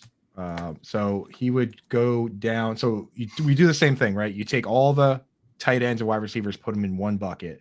Right now, he's 4th on that list. If you take away 3 of his touchdowns, which is an absurd thing to do, he would drop all the way down to 7th. 6, right? Yeah, he would drop down to 7th. He would still be ahead of Devontae Adams, Jalen Waddle, Mark Andrews, Marquise Brown, all those guys. So like he goes from 4th to 7th. It's not even that big a deal, dudes. My dudes.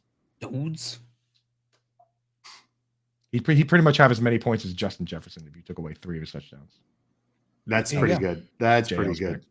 There you go. So, guys, I just picked Nick Chubb with the 9th overall pick, which means we're approaching the end of the first round. This is our last run through of this first round. Coop, you have the 10th overall pick. Where are you going here? I feel like I've been up all the time. Every 3 picks, like clockwork, or so. Given what the guys have gone so far, I think I have to take. We've taken, we've got the reception leader, we've got the points leader, we've got the touchdowns leader. I'll go ahead and I'll take the yardage leader. Actually, who's also I'll take the not the touchdown leader. I'll take the yardage leader for wide receivers. I'll take Tyreek Hill. Tyreek Hill leads all wide receivers in yards. It's not that close. He has over 100 more than the second guy. So, I mean, but Stephon Diggs, or if Stephon Diggs comes out and has a 100-yard game this week, he's already had his bye, then he would be right there with Hill. But yeah, he's leading the league in yards. Looks real good. So give me that guy. JL, we got Tyreek Hill off the board now, another wide receiver. Someone's breaking into your house, but before they do that, who are you taking with the 11th overall pick? Did you guys hear that? Yeah, I heard it. Someone's breaking in. They're coming for you, but Terrifying. We got to get this picking. 30-second pick clock before Rosie, someone who is breaks it? in. Let's go with Jonathan Taylor. Mm-hmm. JT, still a first-round pick for you? Still first-round pick. Coop, would he be a first-round pick for you still, Jonathan Taylor? Yeah, I think so still. I mean, he was hurt. He's still putting up pretty decent points per game, though. The situation's a little dicey. I think personally I might go somewhere else, but JL's close enough to the swing that you can take a risk with one of these picks. If I did take Jonathan Taylor with one of them, I'd try and keep it a little safer with my next one. Yeah, I agree with that. Man, okay. Then with my next pick, the last pick of the first round, I'm going to take Jamar Chase. We're going to grab Mr. Jamar Chase and add him to the team. Wondering what to do there, but that's where I'm going. Are we doing another round of this? Are we snaking back around? Let's do one more. Yeah, one more round. One more round. So I took Jamar Chase with that pick. He's one of the elite wide receivers. We've seen the upside. Joe Burrow's been slinging it the past 2 weeks. Just an absolute monster.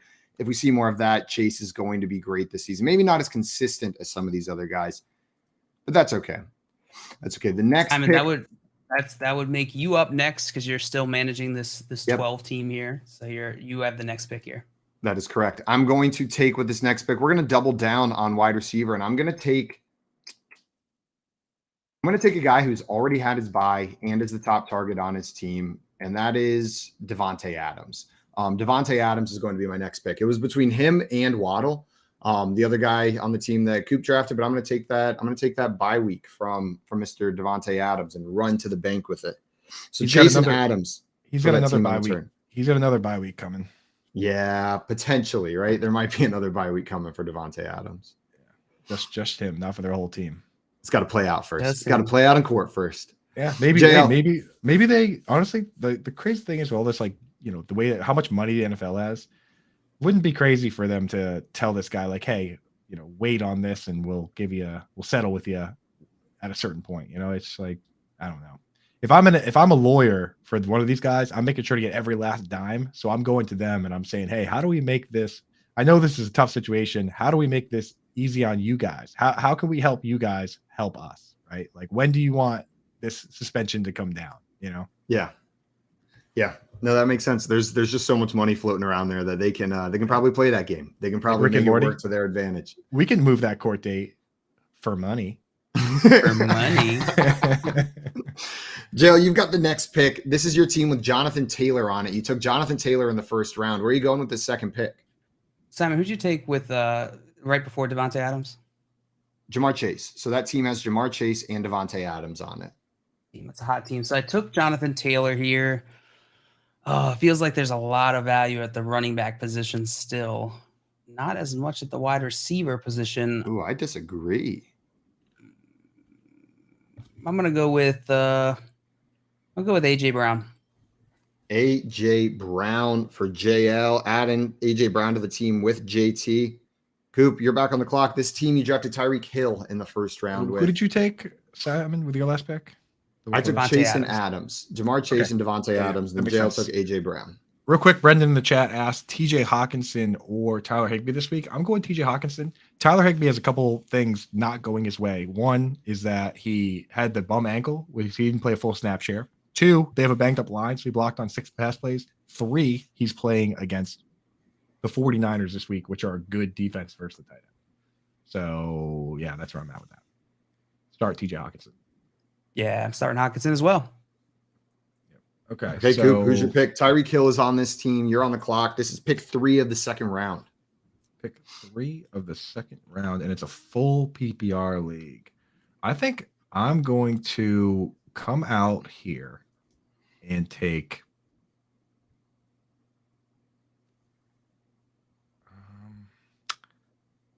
might be a little crazy, but I'm going to take DeAndre Hopkins. I think he's well rested, 10 catches on 14 targets for 100 yards in his first game. I think this guy is who we think he is, which is one of the best wide receivers in the game. And now Marquise Brown is out for the foreseeable future. I think this guy's in a spot to be peppered.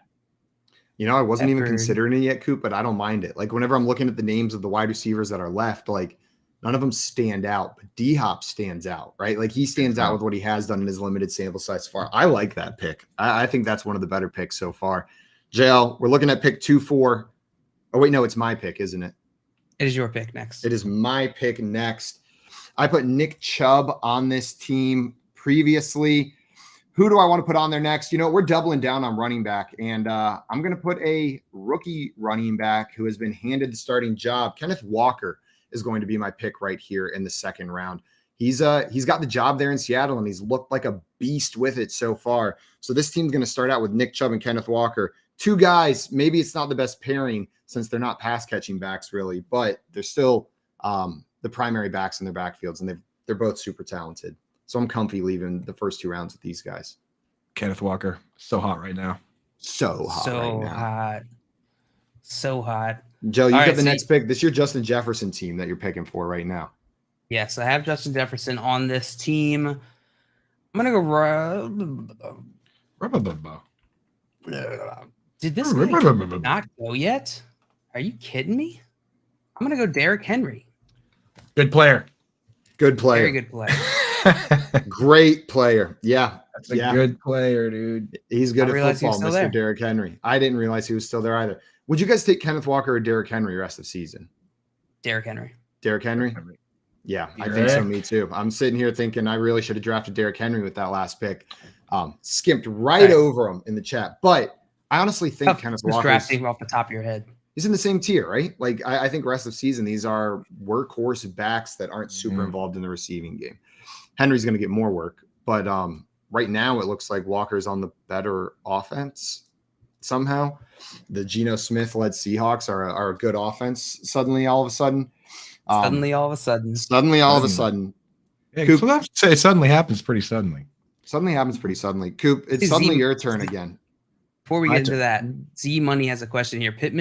Michael Pittman, Damian Pierce, Chris Olave, or Michael Thomas as my flex. What do you guys think? Damian Pierce. Yeah, I was seeing like if I was missing anything, I was like Pittman. No, it's going to be Damian Pierce.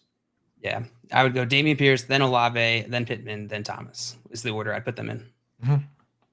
Yep. And Hal said, how did Goodwin and Seaburn San Francisco so bad? I have no idea what you're trying to say there, Tommy. How did Goodwin and Seattle burn San Francisco so bad? There we go. Seaburn is not one word. Seaburn. I was like, what the heck is Seaburn? So they probably just, weren't prepared for Goodwin. They were preparing for Lockett and Metcalf. Sometimes that works out like that, And then the Olympic sprinter stepped on the field and caught him off guard. They were like, what? What? I think, Coop, you're up. Yeah, Coop, you're up, and this is your Travis Kelce team. This is the team you drafted Kelce with in the first round. So you can go whichever direction you want here, except probably another tight end, unless you're getting real wild. I think what I'm going to do here is I'm going to stack Travis Kelce with Patrick Mahomes. Ooh, is this a 1 QB league? One QB league. But the thing is, what? There's some information here that you're not thinking about, which is that, again, just like tight end, the reason we don't do it is because it's so risky to go for these guys. But now that we've seen how much a couple of these quarterbacks have separated themselves from the rest of the pack, if I can just score the most points, that's all I care about, right? Like at the end of the day, whoever scores the most points wins.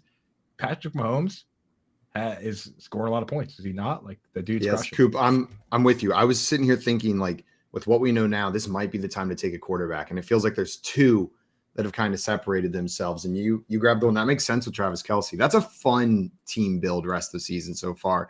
And whatever you say about going tight end and quarterback early, if you look at your opponent's team and they've got the Patrick Mahomes, Travis Kelce stack, you're nervous about playing them. No, like you are truly nervous. That stack can just put you in like a 70-point hole if things go right, just right away. You're just down 70 points against those two players any given week.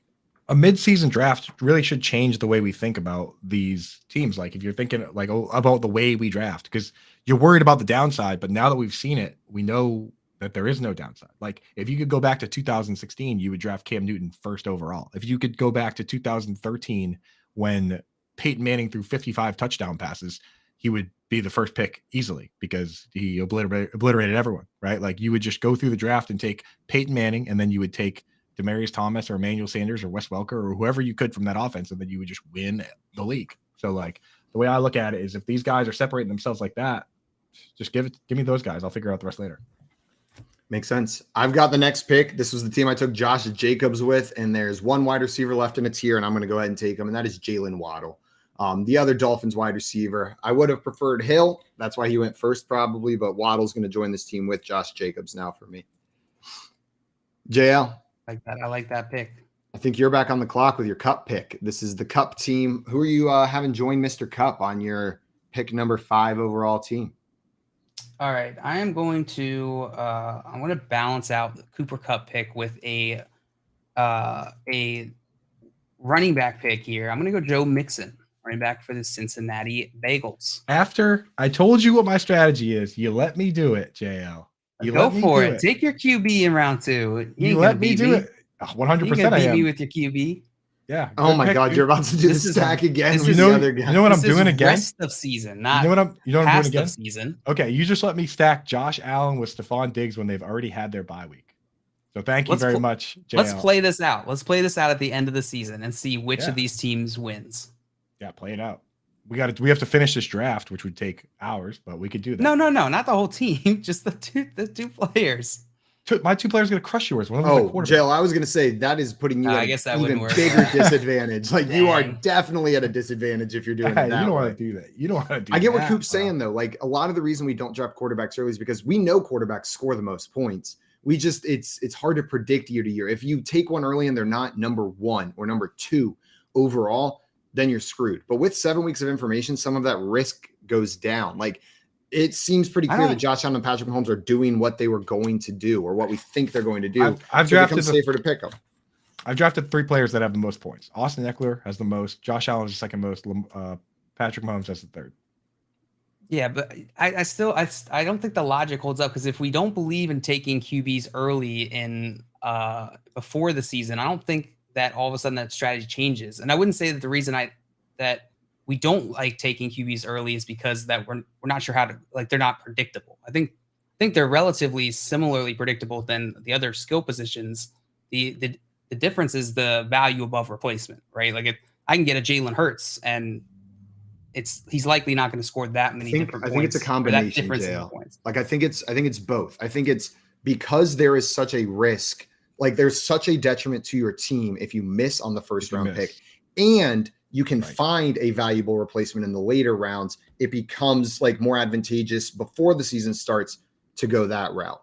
But you're eliminating some of that risk. So it's like, it doesn't get rid of the late QB strategy. I think the late QB strategy is still viable exactly for the reason you said. But because there's less risk with that first pick busting, it eliminates the need to kind of have to mitigate that risk by going later round with a valuable replacement. Like, don't you have to apply that same logic to the other positions? Like, there's less risk on the running backs the top running backs that we know now, because we're 7 weeks in. And sure, but we're still drafting them. That's why we drafted them all before the quarterbacks. Yeah, but I just think that, like, if it's the same across position groups, then your point doesn't. But necessarily here's the other. Okay, QB is more important than. Here's the other difference with that is that with quarterback, we think, okay, we'll find the guys that are, in the draft before the season starts. We'll find guys later that will break out, and we'll be able to find them in those rounds. But we've already seen it. Like, you can't draft Tua as the QB 15 anymore, right? Like, you can't make those steals.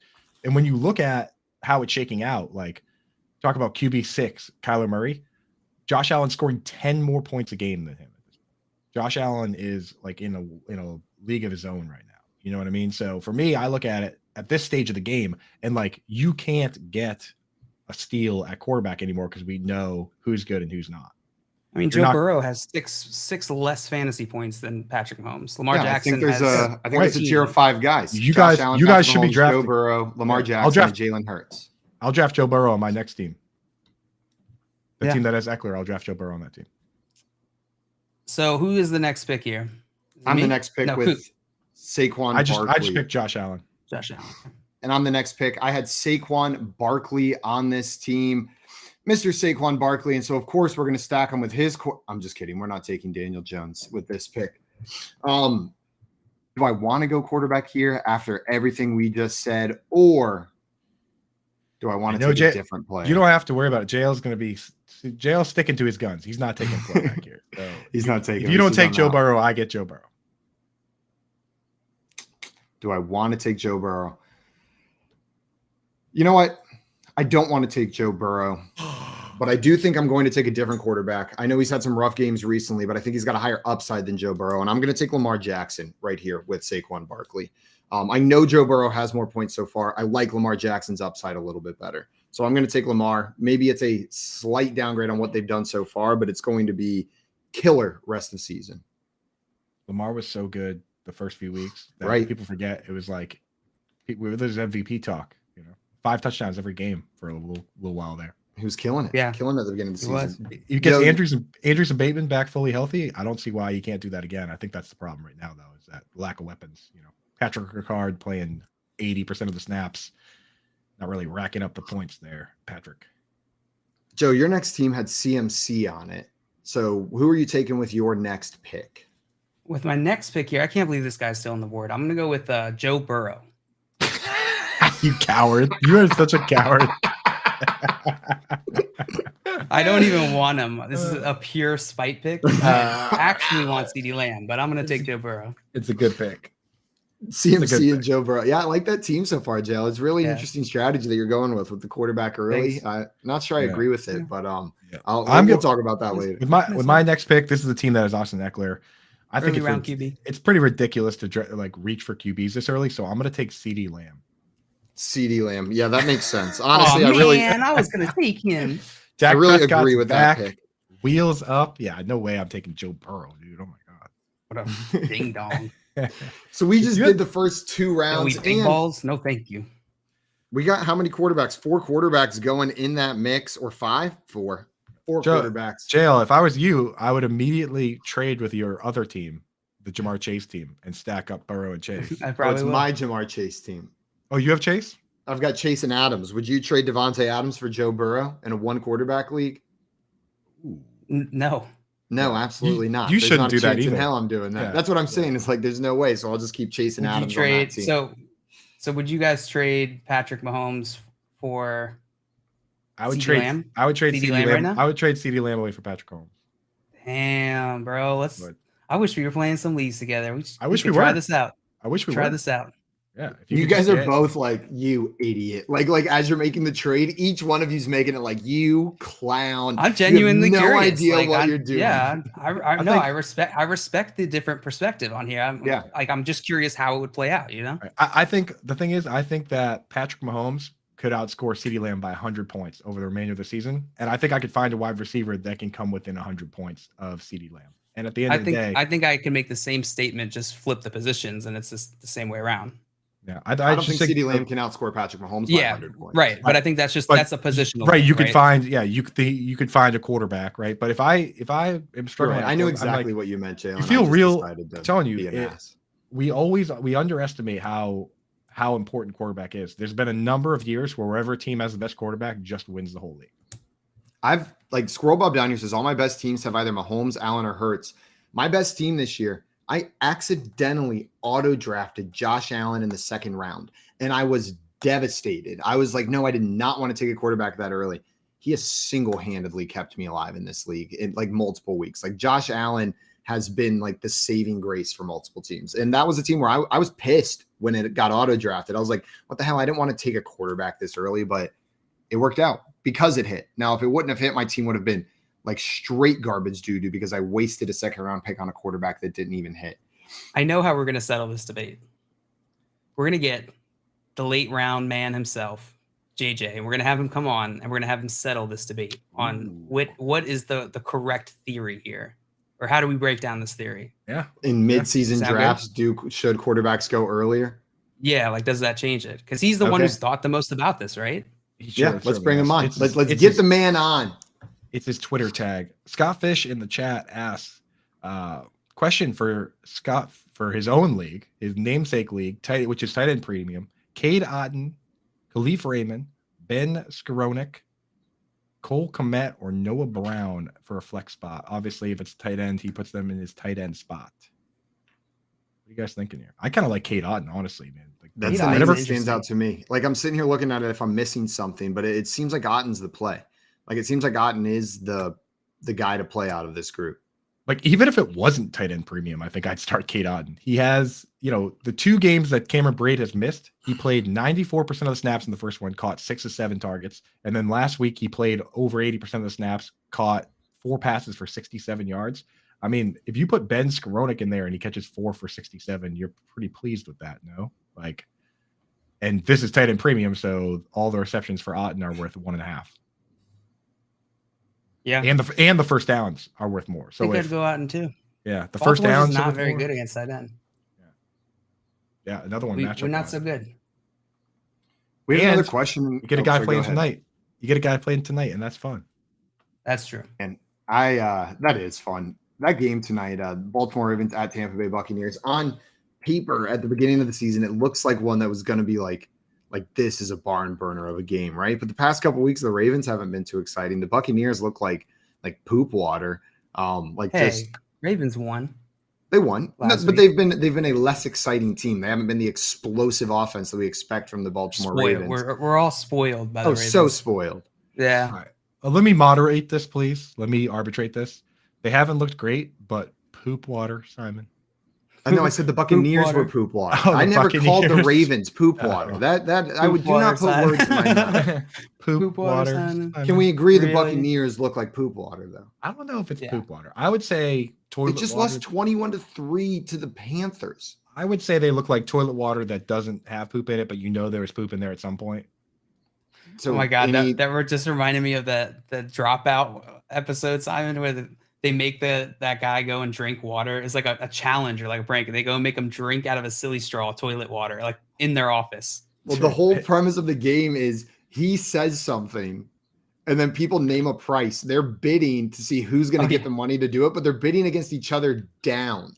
So they'll ask like how much to drink toilet water, and someone will be like 200, and then someone will be like, I'll do it for 150. I'll do it for 100. And they're just like racing to the bottom to get money for things that they're trying to do. It's so much fun. And they get crazy, like shave your head or do all this other stuff. And it's pretty good. I would be so down to play that game with you guys. Let's hit some of these questions while we're here. Mark asking, I trade Mixon and Pitts for Swift and Goddard. Opinions? What? Mixon. I want to keep Mixon. I want to keep Mixon and Pitts in that situation. I want Mixon over Swift. Yeah. Pitts to Goddard. Like I guess Goddard's the better play right now, but Mixon over Swift is pretty big margin for me. Yeah. And dude, they have to throw at some point. They can't continue. They can't continue. You would think so, right? Yeah. I like Swift over. I'm sorry. I like Mixon over Swift, and really a big deal breaker there is it's just the health concerns. Mixon is such a level up because you don't have to worry about those health concerns right now. Pitts to Goddard is a minor step up, in my opinion. But that's not to say Swift can't be great rest of season. Like if he's healthy and out there, he's the kind of back that can be the top scoring back on any given week. Let's put it this way. If Devonta Smith or A.J. Brown were out, then I would take the Goddard side. But because they have the two top dogs there that have pretty clearly, carved out a pretty big role, and Goddard's a little bit of a third fiddle, I wouldn't do it. Yeah, no, I'm with you. We got another question in here. Let's see. Higbee or Waller? Did we already hit that one? It's going to be Waller. It's going to be Waller in that one, right? I go Waller too. Yeah. What sucks is that Waller actually has a bad matchup too, on top of all of it. Saints have been pretty good against the tight end, but I'd still go Waller just because all the things I said earlier about Higbee. I need to see one more game out of Higbee. If Higbee doesn't play 90 to 95% of the snaps, or he blocks on anywhere north of 10% of his pass plays, I'm moving him down my rankings. I didn't even want to move him up in the first place. The numbers made me. I didn't even want to. I don't want to, but like the thing is, the numbers are the numbers, right? The guy early in the season was playing 95% of the snaps. He had like a 30% target share, even though his ADOT was like 2 yards. You have to move those guys up, but if he's not going to do that anymore, you got to move him down. Way she goes. And sometimes move him sideways. Sometimes you got to move them sideways. Sometimes you got to hide them under some stuff. Shake them, just shake them up a little bit. You don't like. Just give him a little. That's kind of what I did with George Kittle. Like I didn't move him down from third, but I just gave him a little shake. I was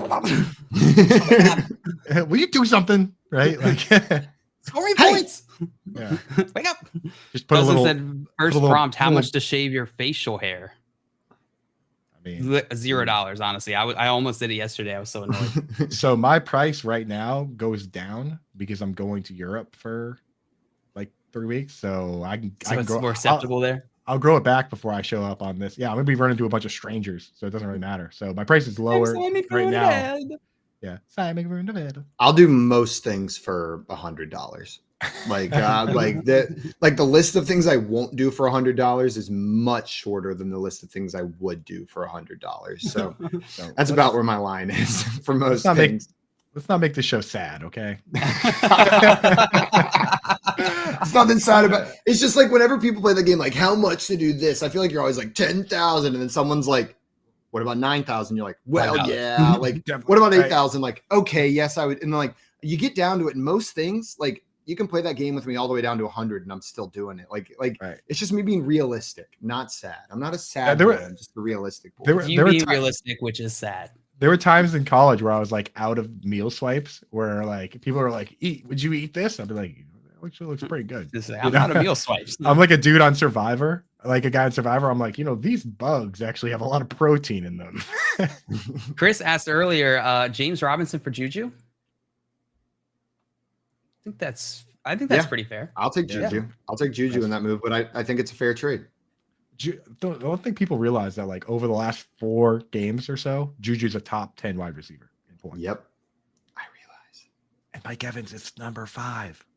I also realize if we hadn't gotten so quarterbacky at the back half of that draft, like really had that quarterback conversation where it felt like, okay, like we talked this out. I'm going to take a quarterback here. Mike Evans was on my list of wide receivers to start taking up there. He's been killing it. Dude, And Eric, we missed when this I one. took, can I just say real quick? When I took Patrick Mahomes, my confidence level was like 90%. And then after talking to JL a little bit, my confidence level on that pick down to like 88%. So He moved it. Yeah, no, I would say you moved it all the way down to like maybe 70%. JL made a lot of good points there. Definitely shook my confidence level. And I'd be interested to hear how people weigh in. You know what we might have to do? Well, JJ's a good one. The other one is maybe, I don't know if you've ever seen Jordan Loop do his threads, but Jordan Loop will do a thread where he takes one player and he puts him up against. So he'll say like Juju, and you could say Juju or Cooper Kupp. He starts at the very top, and then he just does a thread all the way down. Juju, Cooper Kupp, Juju, Justin Jefferson, Juju, until it gets down to like Juju or Alan Lazard. And you can see the percentages change to find out the sentiment on that player. It'd be interesting to do that with like, say, quarterback, like what player would you trade for Josh Allen? And I'm gonna text Loop and see if he has time to do that, because Loop, that's like one of the things he does, and like it gives you a really good read on players. Yeah, and like I love that Coop is pushing another perspective here, right? Because this is how you get to become a good fantasy player. Is you have these types of conversations, you're open to these different strategies. I don't know if my way is the right way, or the way I'm thinking about it is right? It's just the way I'm thinking through it, and you know, there's assumptions and stuff all built into there. So this is fun. Like I like doing stuff. I just want to clarify, you know, it makes for better radio for me to be loud and stubborn, and I'll continue and I will continue to do that, of course. But in the back of my mind, I just want you to know that I thought for a second, maybe I won't take Gerald Burrow with my next pick. Jerry Burrow. Gerald Burrow. We might have. I think we missed this question. Sorry, Eric. But it said, "Morning, gents. Good morning. PPR flex to." We got this one. We talked a lot about Kareem Hunt and Chuba Hubbard quite a bit. Eric, trying to trick me. Adam said, "Y'all see that Robert Quinn was traded to the Eagles? So glad I stuck with the Eagles defense since the start of the season." Yeah, we talked about it in the beginning of the show. Coop is he's playing around with maybe making a couple trades for the Eagles defense. CeeDee Lamb or Eagles defense? Consequential guys. Josh Allen or Eagles defense.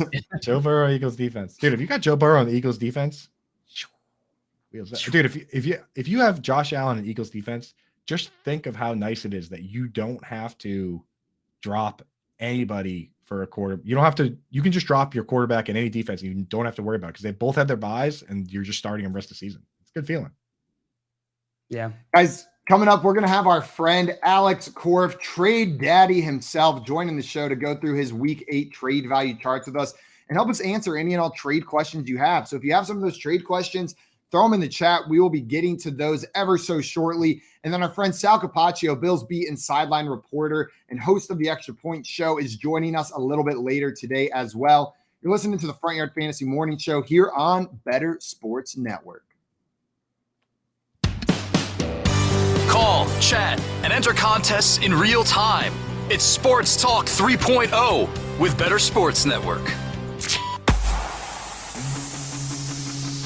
Moose and Keith. Because I never asked you this. When Noah was growing up, when did Noah first where you got a sense that this is what my son wanted to do? I was really busy during his formative years. I didn't meet Noah till he was about 19. Nice. So, your wife did a good job. Yeah, you may want to talk to your wife.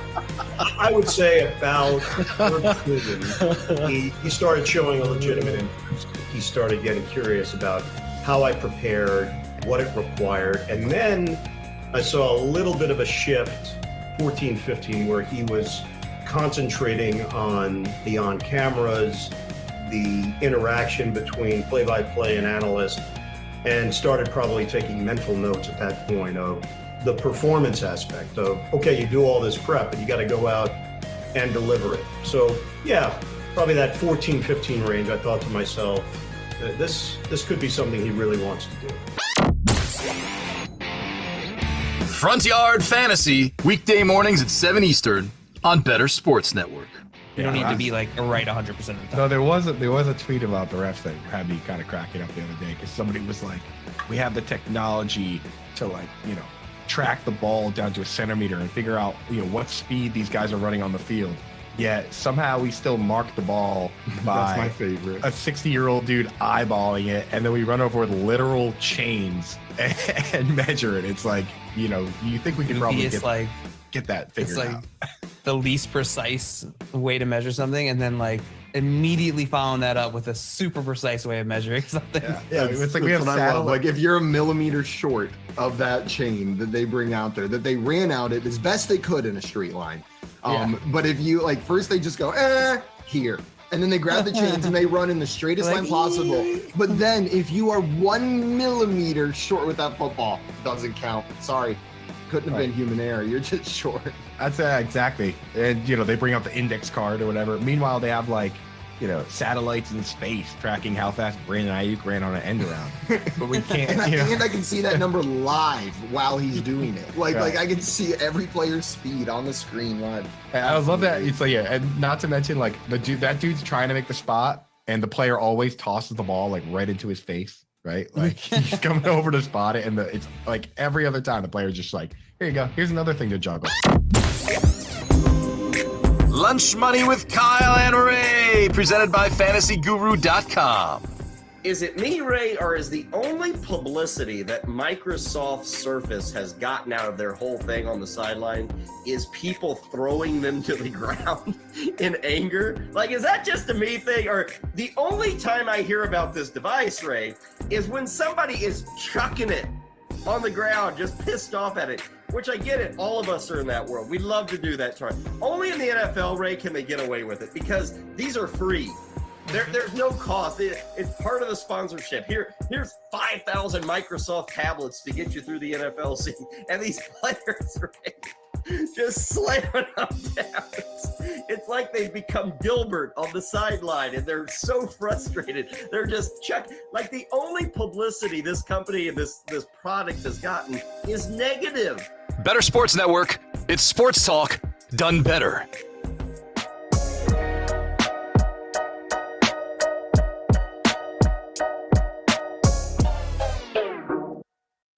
What's up, everyone? Welcome back to the Front Yard Fantasy Morning Show here on Better Sports Network.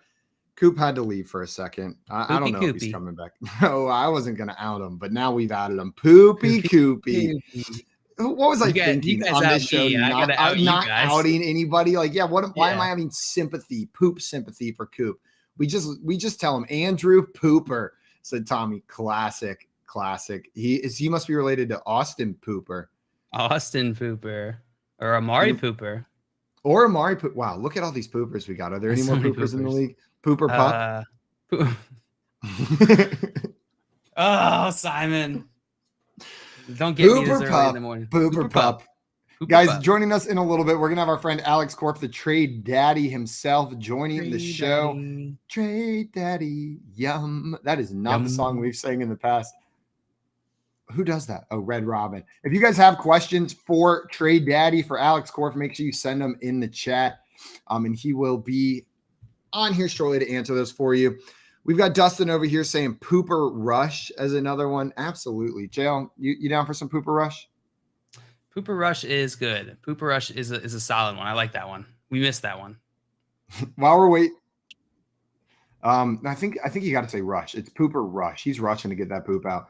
Dustin wants to know Eagles D or Bills D rest of season.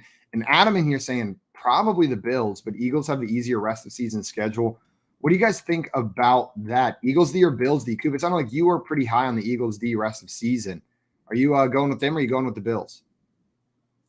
Man, and it sounds so great. I'm sure whatever you're saying is fantastic. I'm going with them because of the schedule. You look at it, they're the best two quarterbacks they play are Dak Prescott, who's good, Aaron Rodgers, who I don't even think is that good right now. After that, it's they got Daniel Jones a couple times, but Daniel Jones, the second game, isn't even on your fantasy schedule. It's week 18. And, they play Sam Ehlinger, they play Taylor Heineke. They're not even playing starting quarterbacks half of these games, right? This week they have, who do the Eagles have this week? This week they have, the Kenny Pickett, right? They have Kenny Pickett. They have Justin Fields on the schedule. This schedule is killer for these guys. Davis Mills, like just their next couple games, Coop, like you mentioned earlier, it goes Kenny Pickett, Davis Mills, Taylor Heineke, Sam Ellinger as the next 4 games. Like that's before you get Aaron Rodgers. Like, but that's sexy. That's sexy. So you think you would go Eagles D here? I would. You would. Jail, what about you? Are you comfortable Eagles D over Bills D rest of season? They're about even for me. They're about even. I will say defense is the position where matchup matters the most, right? Like where it's less so just like elite defenses are elite defenses, but you can play the matchups more so with defenses where maybe it makes it so a lesser defense is the better play. Alex, thank you so much for joining the show today. Alex. What's up, my man? Hey guys, sorry I'm a day late. I tried. It was all JO's fault, to be honest. So yeah, it must have been some pretty bad traffic, I guess, keeping you a whole day late from getting on here. Guys, if you are not familiar with Alex's work, you better get familiar quickly. This dude is the man whenever it comes to trades. You can find him on Twitter at peakedinhs_FF and on Patreon, Peaked in High School as well. He's a contributor over The Athletic and 4 for 4, and we call him the Trade Daddy because that's what he is. Baby, I got your money. Don't you worry. Why hasn't that dropped as a single yet? We're working on it. Keith, producer Keith needs to get the beat going. We need to get the royalties. It's faded back there. It's kind of tough to get the royalties from Wu-Tang, man, from Old Dirty Bastard, rest in peace. So we're working on Old Dirty Bastard. You could sample for like 30 seconds, right? That's open. We get away with it. Absolutely not. Yeah. So No. Alex, I gotta ask you first. I see you might have shed some layers a little bit. I see some chest there, a couple buttons popped. Does that indicate that the shoulder is on the mend, or how we feeling? The shoulder's good. Now it's the hip because I'm an old man. In fact, ailments, bro. Yeah. It's always something over there, dude. It didn't used to be, but it's been a rough couple months. I feel like we got a prime view of your boob light back there. Oh yeah. It's I call it the nipple light, but I guess I can't say that on screen. You can totally say that on yeah, screen. you can say say nipples so many times. Yeah, hello nipples. Okay. Good. We had a whole segment about nipples. You can say peen if you want. That one's okay, I believe we've determined. Peach quite a bit. I mean, me and JL for an entire episode. Well, Simon, just said hog the whole time. The whole time. Hogs up, hogs out. Yeah. So we're kind of like we're just going around a minefield, seeing where the mines are. Yeah. Nothing's blown up yet. It's just been a field. One morning, my back there bleeping us. Like, is it? I assume he does that a lot, right? Is it? He's not. He just holds his hand on the button. I think what's happening is we're not actually even on the air.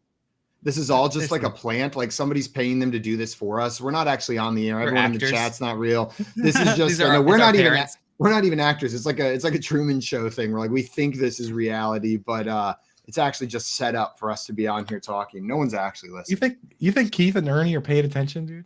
Not a chance, bro. I just said Ernie, and he heard his name, and he's like, "Oh, probably spilled his coffee or something." He's like, "What is happening?" I imagine him eating a Twinkie. I don't know if he eats Twinkies, but like he's definitely like just sitting back there, boots up, like. He said, "Why did you wake me up?" Well, I'm here. Yeah. Why did you wake me up? He's like, keep it down, right? It's like they're on a plane, and we're all being Russell Wilson right now. Yeah, absolutely. Just annoying in the center aisle doing push-ups. I mean, I don't know. Is that how you get loose? Push-ups? He was doing stuff for 4 hours. Guaranteed there were push-ups done. He was probably walking around looking for something to do pull-ups on. You know? Yeah. He's like, stand on my back. No, sit on my back. Come on, get on my back. Wake up. Get on my back. Cortland, wake up. He's like shaking him. Yeah. Why did I immediately imagine it was Cortland Sutton as well? He just seems like the guy Russell Wilson would wake from his slumber to stand on his back. Alex Sutton's a big dude. I'd go smaller. Handler, he's small, right? Like KJ Hamler, yeah, he'd be a good one. If you had to have a Bronco on your back while you did push-ups, who would it be, guys? I think that's what we'll probably talk about for the next 23 minutes or so. We can talk about that. Alex, for the people that are here for the Trade Daddy himself, you want to tell people, maybe the uninitiated, why we call you the Trade Daddy, what you're doing that makes you the daddy of all trades in fantasy? Still workshopping that nickname, but what I do is done. We're done. We're done. Yeah. About 6 years ago, I started on Reddit, as one does when they have no free or too much free time and no life, just in the fantasy football subreddit, looking at some of the trade value charts that were being put out, which are hard to make, right? They're really difficult. but listening to the feedback from them that there was some bias at the top, at the bottom, and across positions in particular, typically because it's one guy's ranks, and then they kind of just assign values. There was no real set procedure. So what I did is I started to aggregate and build my own model. And I did that because I just have a problem. So here we are 6 years later, and I just make trade value charts where I'm looking at cross-positional trade values, typically in terms of the running back. So I'm looking at wide receivers in terms of a running back, a tight end, a quarterback, all of that versus each other. And I use actual crowdsourced data to calibrate this model pretty regularly, not necessarily weekly because that's too much work, but we're looking at it pretty regularly. And I'm seeding it with expert consensus rates that I once again aggregate. So we're really looking at a market analysis of trade values just to help stimulate trades in your league. End of the day, that's really the goal, is to talk trade and get it going, because trading is my favorite part of fantasy football. It's so much fun. And Very Alex, fun. these trade charts they do help stimulate trades. That's the perfect way to put it. You said stimulate, and I was like, yeah, this isn't going to get the trades done for you, but it is the greatest place to start whenever you're going to like create a trade. You don't know where to even begin. We get questions all the time like, what's a player I should be trying to get for Cortland Sutton? Know what I mean? Not even like Cortland Sutton for this guy. This is a place to start. You look at teams that might be needy at wide receiver. You look at this chart. You look at where similar players are value-wise, and then we go from there. We had some questions in here that. Oh, sorry, Coop. Go ahead. I was saying, when you say stimulate trade, like my first thought is that like Reddit is like James Bond, and you have him like tied to a chair, and you come in with this trade chart with like the electrical cords, and you're like, make a trade.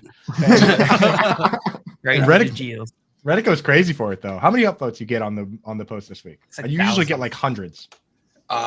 This week it's starting to die down in there a little bit. Like it peaks around week 4, and then people are 0-4 and they quit going on. Is what I see at least. Let's see. Yeah. We had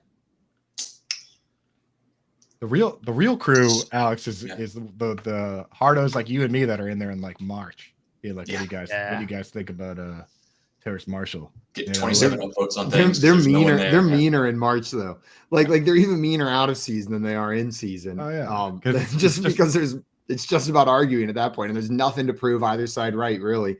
All that's left is the people that sort by new and just try to say something mean immediately when you post something. Yeah, that's me. I'm in there like, what? You like Josh Jacobs? What are you doing? It's March 2027. Shut your mouth. Yeah. No, I was on Josh Jacobs this year, but that was just awesome. I was in there just being like, shut your mouth. I threw the trade value chart link in the FYF chat. Maybe Keith can throw it in the BSN chat in case you want to look at it. I'm looking at the 1QB PPR 4-point setting format here. A couple names that stand out. Leonard Fournette dropping 19. Mark Andrews dropping 12.5. Deebo Samuel dropping 13. Mike Williams got hurt, so he dropped a big amount. It's a big drop for Leonard Fournette. What is the Deebo drop related to? I think it's people hedging the seam. So Deebo hasn't. I mean, he's had similar amount of like targets, less rushes this year than last year, but almost the exact same amount of targets, right? Like it's very similar, but just 250 yards less touchdowns. And I think people are kind of just expecting him to be more of that going forward versus more of 2021 Deebo. So that's kind of the hedge that I'm seeing as people. But I mean, I just sent a trade for Deebo about 10 minutes before I got on this, where I was sending a running back for someone who has none, and Deebo's on his bench because he's just fed up. So I'm hoping to get that done. Josh Jacobs is up where he belongs now. Congratulations. Congratulations. Yeah, 21.5 point jump. Yeah. Makes sense. Massive. Is that the biggest jump we've seen this season? Probably because I jumped in the Reddit thread last week, said he needs to move up. I think Walker jumped 20 maybe last week. 20. Okay. And then another, 14 this week. So, he collectively combined jumped more, but I guess Jacobs jumped even more if you include his 7-week just soaring. Man, that's maybe the highest without an injury, I would say, is probably Jacobs there. That's crazy. I wonder, is it just people are finally coming around on Josh Jacobs? I think people have a hard time releasing their priors. Know what I mean? Like they didn't view him as a workhorse back.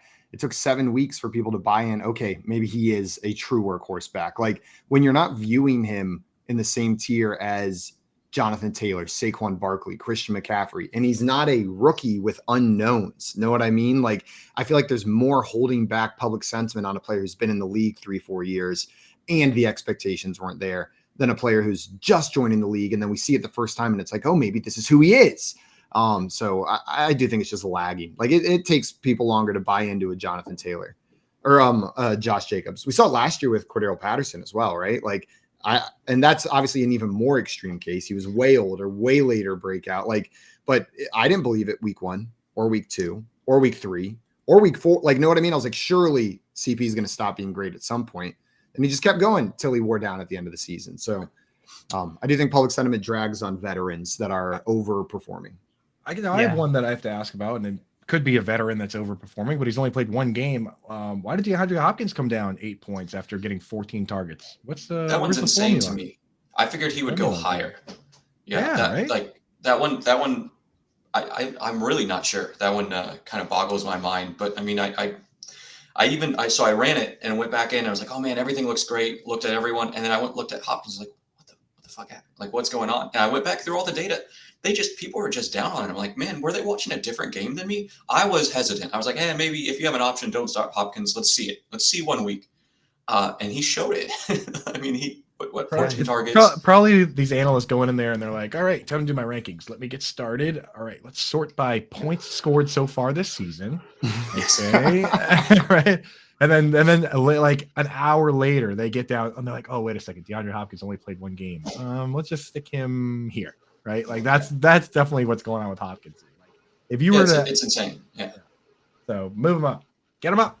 He should be at, I mean, what is he at 20? He should be at, I mean, I would put him the bottom of tier 4 at least, right? Like he's got to be maybe even mid tier 4. 34. The current pricing suggests that a fair straight up trade would be trading him straight up for Christian Kirk or trading him straight up for Devin Singletary. That's insane. That's too low. I would Stevenson would be interesting. Damian Pierce, like that's Miles Sanders. That's where I think he should be. Maybe or personally, that's where I would put him. Probably above Michael Pittman, below Debo.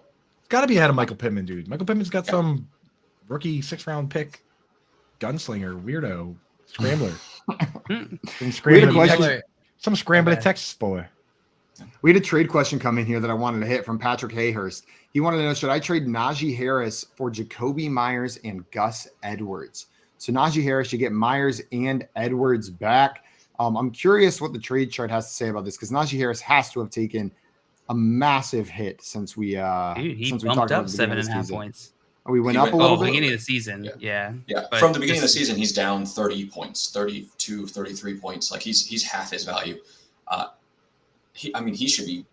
I would put him in tier 5. Why is he any better than the tier 6 guys? To be honest, he's not doing it. I would easily send that for Gus Edwards. He's a solid RB2. He needs to be at least a hog. He needs to be at least a hog and a half lower than he is. Yeah. So you would make the trade chart says the value's not there. It's 14 for Jacoby Myers, 12 for Gus Edwards. We're looking at 26 compared to Najee Harris up there at 32.5. But Alex, it sounds like you would still make this trade. I maybe am overreacting to how hard Harris has been doing or how bad, but I mean, Gus Edwards just being introduced back into that offense. I know it was 2 touchdowns, but like he was the starter. He was getting work. He's going to probably keep getting work. I'm pretty bullish on Gus Edwards, I guess, going forward.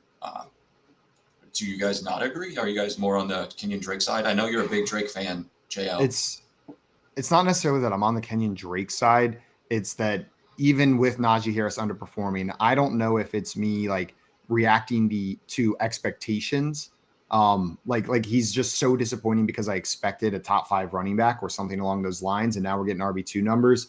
I feel like Gus Edwards, if things go right, we're going to get something similar to what Najee Harris is doing anyways as a disappointment. Is kind of how I feel about it. Like, I don't think he's going to just be a 2-touchdown monster every week. Lamar Jackson's going to get some of those. J.K. Dobbins may come back. They probably want to get Kenyon Drake involved. Now, what you said, Alex, we saw him come out there and just eat 1 game. There's a world where J.K. Dobbins doesn't come back this season. He got put on IR, like he's going to be out for a little bit. Anyways, maybe Gus is the dude rest of year, and then that trade makes a lot more sense. But for right now, I think I hold Najee. What about you, Coop? Are you holding Najee or are you going Jacoby and Gus? I don't know, man. Like Jacoby is the easiest player in the world to underrate. Even as a Patriots fan, I'm just looking at him. I'm like, But like, if you look at PPR points per game, the guy's like 18. He had the opposite of a Jacoby Myers game this week. Usually, he gets a lot of targets, doesn't score the touchdown. This week, not a lot of targets, scores a touchdown. I don't know, man. I think I would just keep Najee and just pray for better days.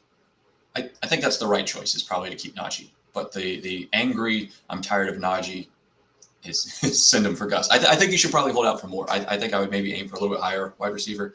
I mean, especially, they said Max the starter, right? This upcoming week. Is that what I saw last?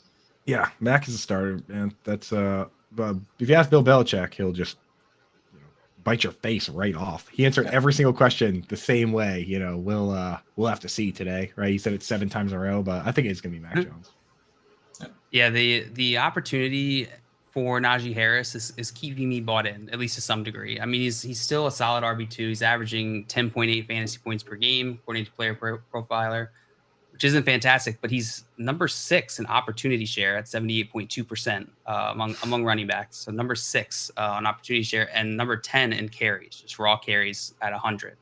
So the opportunity is there. It's just the offense is so bad. And I think Najee's probably still dealing with some of the lingering injury stuff that's making it so he can't really transcend that bad offensive play. Did you guys see that he played with like a plate in his shoe for the first couple weeks of the season? Like, it was preventing him from making cuts. Like, he had like a metal plate, like a China, like a full plate in his shoe. He's got massive feet. It wasn't even like a tea plate. It was a full size dinner plate.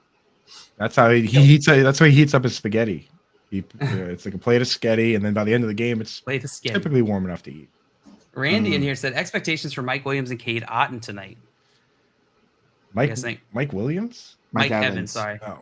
I have really low expectations for Mike Williams. I bet he rehabs well, but I would too. I bet Mike Evans is going to be awesome, and Cade Otton is going to be serviceable.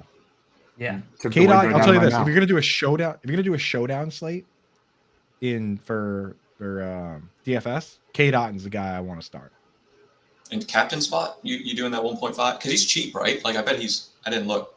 If you want to get crazy, dude, if I'm gonna go captain spot with a tight end, I'm going all the way crazy, and I'm starting Isaiah Likely, especially if Mark Andrews is out. But if I'm just starting the safest possible player, Cade Otton is probably the one. It's people are gonna get cute putting those two guys in lineups, even though you don't have to start a tight end, because that's what people do in showdown slates. Isn't that how it works, right? You try to get as cute as possible, and then some dude who started a kicker and a defense wins $1 million. Yeah, it seems to be kickers and defenses, especially on the Thursday, is the ones that have been killing it. Absolutely. Yeah, and then Brent said that's a sick ass Higgins jersey. Thanks, man. Appreciate that. Yeah. Jack24 said, this is random, but I need to pick 2: Amon-Ra, T. Higgins, or Mike Evans. Amon-Ra, T. Higgins, or Mike Evans. Start T. Higgins and Mike Evans, bro. I think that's what I would do. 100%. Amon-Ra still in protocol, right? They said he's not concussed, but still in the protocol. I don't know what that means. If you're not concussed, they said he was running around. I don't know why. If he's got a concussion, you should probably not be running around. You should probably be chilling.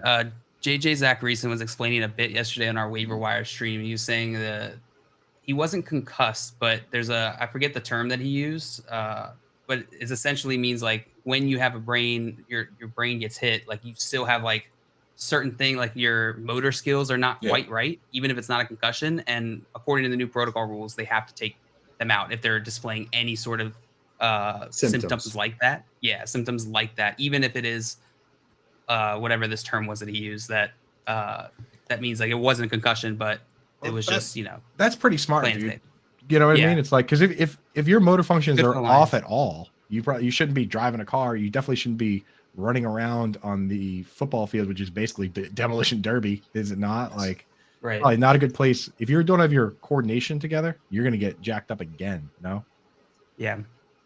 Adam in here had a question for us. He wanted to know, are we selling or buying Pittman this week? So I wanted to take a peek over the trade chart, and Alex, get Trade Daddy's opinion on what to do with Michael Pittman based on this information over here. So he's sitting at 35, down 1 point this week, so relatively stagnant, tier 4. What are you doing with Michael Pittman? Are you looking to move him? Are you looking to trade for him? So I don't think you can trade him away right now, because I assume perception's so low. New quarterback, we're not sure what's going on. Paris Campbell apparently is the number 1. He's not, but he's turning it on. Maybe he is. Do you feel like it's his value in the chart is reflective of the sentiment, or I think so. I'm kind of trying to bridge the gap between the experts that kind of feed this chart and then just the pulse of Reddit and Twitter. that I spend too long on. And I think like the average user, like the person in your home league is going to be lower on Michael Pittman than the expert consensus is. So I think that makes him hard to sell, but I'm also pretty worried, and I maybe am not buying. So I expect he's actually like a firm hold for me. Yeah, a solid breakdown like that. Here's the thing about this situation is that Michael Pittman played Michael Pittman this week played 100% of Michael Pittman this week played 100% of the snaps, right? Paris Campbell played 98% of the snaps, and Alec Pierce played 97% of the snaps. When a brand new quarterback comes in and we have no idea who's going to get the targets, it's like just a dice roll, if you ask me. I mean, obviously you lean Pittman, but who knows who's going to get the targets out of these guys? All right. Yeah. There's no way to know. Like it's so, and I have to start Pierce this week in a deep league, and I'm terrified. I mean, he could be nothing, but it's cool to see only 3 wide receivers getting that high of a snap rate, right? Like that's pretty tight, and they're all seeing basically all the snaps. Sometimes you'll see some more. You'll see AJ Green or something mixed in for 40% or something, but like it's all of them are a good dart throw. But that's where they more are in my going forward than this. Absolutely. We had a question in here earlier. It was a trade question that we were talking about that I just wanted to sneak a peek at the chart about. And it was James Robinson for Juju Smith-Schuster. So Juju's been a little bit ascendant recently, top 10 guy the past 4 weeks. Is that what you said, Coop, earlier when you pulled that stat out? Which one was it? Top 10 for Juju over the past 4 weeks. Past 4 weeks, top 10 wide receiver. That's a fact. James Robinson on a new team. I'm not sure where he is on this chart now. It went down 5 points, down at 15.5. And then Juju Smith-Schuster up there at 17, tier 6 versus tier 7. But we said that seemed fair. That the chart seems to think that's relatively close, right? Would you consider that fair, even though they're in different tiers? Oh yeah, I would. 2-point difference like that is totally fine. Like that's rounding. That's effectively the same when you're looking at significant digits like that. Like that would be fine. It's what do you need? And how do you project the Jets backfield going forward? It's clear that the people that I aggregated think it's going to be less than what he was doing, at least the first several weeks at Jacksonville. But really no one knows. I'm not even sure the Jets coaches know yet until we see him on the field. So he's at that price. I'm probably buying. I think that's just for the potential upside, right? What if he gets the lead back? He's not Breece Hall, but he could be solid. He could be reasonable, flex RB2, I think, but could also be nothing. Would you rather have James Robinson or Brian Robinson rest of the season? Because they're right next to each other on that chart. They probably are exactly the same, dude. 15.5 to 15. Which one you want in the rest of the season? I want James Robinson. I want James. It's only two running backs there versus 3. And it's just the team. Honestly, I have more confidence in the Jets to move the ball than I do in Washington now. If Elijah Vera Tucker wasn't out for the season, it would be an easy James Robinson call. Stop reminding me of that, Goop. Yeah. So annoying. Stop it. Just let me live in my ignorance. What a beautiful name, though, isn't it? Elijah Vera I know. Tucker. Every time someone says it, I think that. AVT, dude. Yeah. AVT is almost disrespectful with such a beautiful name. Like to shorten that, you got to say the whole thing. Rude. Yeah. I look at it and it's like James Robinson, the floor is probably, the ceiling would be like Nick Chubb if he just runs really well, because he's Nick Chubb and Michael Carter is Kareem Hunt, but he's probably not going to be that good. So that's like the far ceiling. The low point, I think, is maybe like a Jamal Williams, where he comes in for the short. He's got 20 pounds on Michael Carter. So, I like to use the example, like if there's a pass interference in the end zone, are you sending down Michael Carter or are you sending down James Robinson? I'm sending down James Robinson, right? No? Yeah, 100%. Yeah, I'm sending down James Robinson. So like that, I think he's going to be somewhere between Jamal Williams and Chubb at the very highest. And that's a player that's worth rostering in all formats. Jamal Williams should be rostered in all formats. So that's how I look at it with James Robinson. Yeah, I'm with you. Excuse me, Alex, I did have a question because whenever we were talking about James Robinson versus Juju, it brought something up. There was like that 2-point gap, and you said, yeah, that's negligible. What is your tolerance on this chart? Like whenever you're looking at it, like what separation in values when you're looking at a trade is like an alarm in your head, like maybe I'm missing something, maybe something's off, like maybe I'm not thinking about this properly. Like, is there a certain number gap that like you start thinking, okay, maybe this is unbalanced, this isn't a fair trade? So in a 1-for-1 trade, probably 5 points. Anything more than that, I'd be like, what's going on? Are we sure we're looking at that? But like, yeah, how you evaluate? So this is a guideline, right? So like I, for the longest time, was higher on Josh Jacobs. So like if he was 43 points or something last week, if you would have sent a 43 point value wide receiver for him, I would have rejected it in a second because I evaluated him a lot higher. But if you're within 5 points, I would say you're probably close. And then it comes down to personal evaluation from there of what you want to do. 2-for-1s, it depends a lot more on, the 2 side has to overpay for the 1. And that's almost a function of how high up on the chart you are. If you're down at, let's say, tier 6, 20% overpay is probably about what I'm looking at. But if you're up at tier 1 or 2, you're looking more like a 50%. Yeah, like if you're trying to get a 70-point player, you're probably gonna have to send 105, 100 worth of players to get that done. That makes sense. Guys, if this was helpful for you, or if you have trade issues, or if you just like handsome men who go by Trade Daddy, make sure you're following our friend Alex on Twitter. He's on Twitter at PeaktonHS_FF. And then if you want more of his trade goodies, check him out on Patreon at Peakton High School with a K. The link is in his Twitter bio as well. Alex, thanks so much for joining us, my man. Always a pleasure. Love you, Alex. Talk to you later.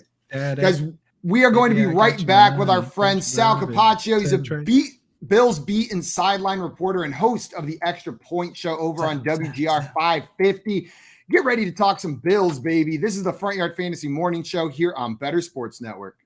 Nando and Friends, presented by Mayo Media on Bettor Sports Network. It's not like Russell Wilson's throwing for 300 yards and they're just losing, because of whatever, 31-24 or something like that. That's another thing. Go out there, sit up in that cold stadium, and come to root on that trash. I feel bad for the Denver Bronco fans. Imagine you taking your family and you say, let's pack up the van. We going to go see the Denver Broncos in the Walmart, guy. Right. And you get out there in that altitude, right? So now the kid's already complaining, Daddy, my head hurt. Daddy, I don't feel good. Daddy, I don't want to be here. The Walmart man is up there. How come he's the cut through? My head is hurting. It's cold, Daddy. Can I get a glizzy? And the glizzy costs, great value glizzy costs $17 because you got to pay $20 to $45 million for the quarterback who stinks. That's a bad fan experience right now. Let me give you my Honey Nut Cheerios story real quick. Yes, tell me. I'm at the grocery store and I got to buy Cinnamon Toast Crunch. They eat here. And there's a thing, like buy 2, get 2 free. So it's like Cinnamon Toast Crunch, Lucky Charms, Cheerios, whatever. So I get 2 Cinnamon Toast Crunches and there's a Cheerios. I'm like, let's check my 4th one. And I noticed on the Honey Nut Cheerios, there's a free toy inside. And it's like all the retro 90s commercial features. So no one eats Honey Nut Cheerios. I'm going to eat a box of Honey Nut Cheerios. Just give me that toy. So, and then I'm taking the Cinnamon Toast Crunches off the shelf. And I noticed the ones behind it have the retro toy as well. We'll have 3 toys in this home.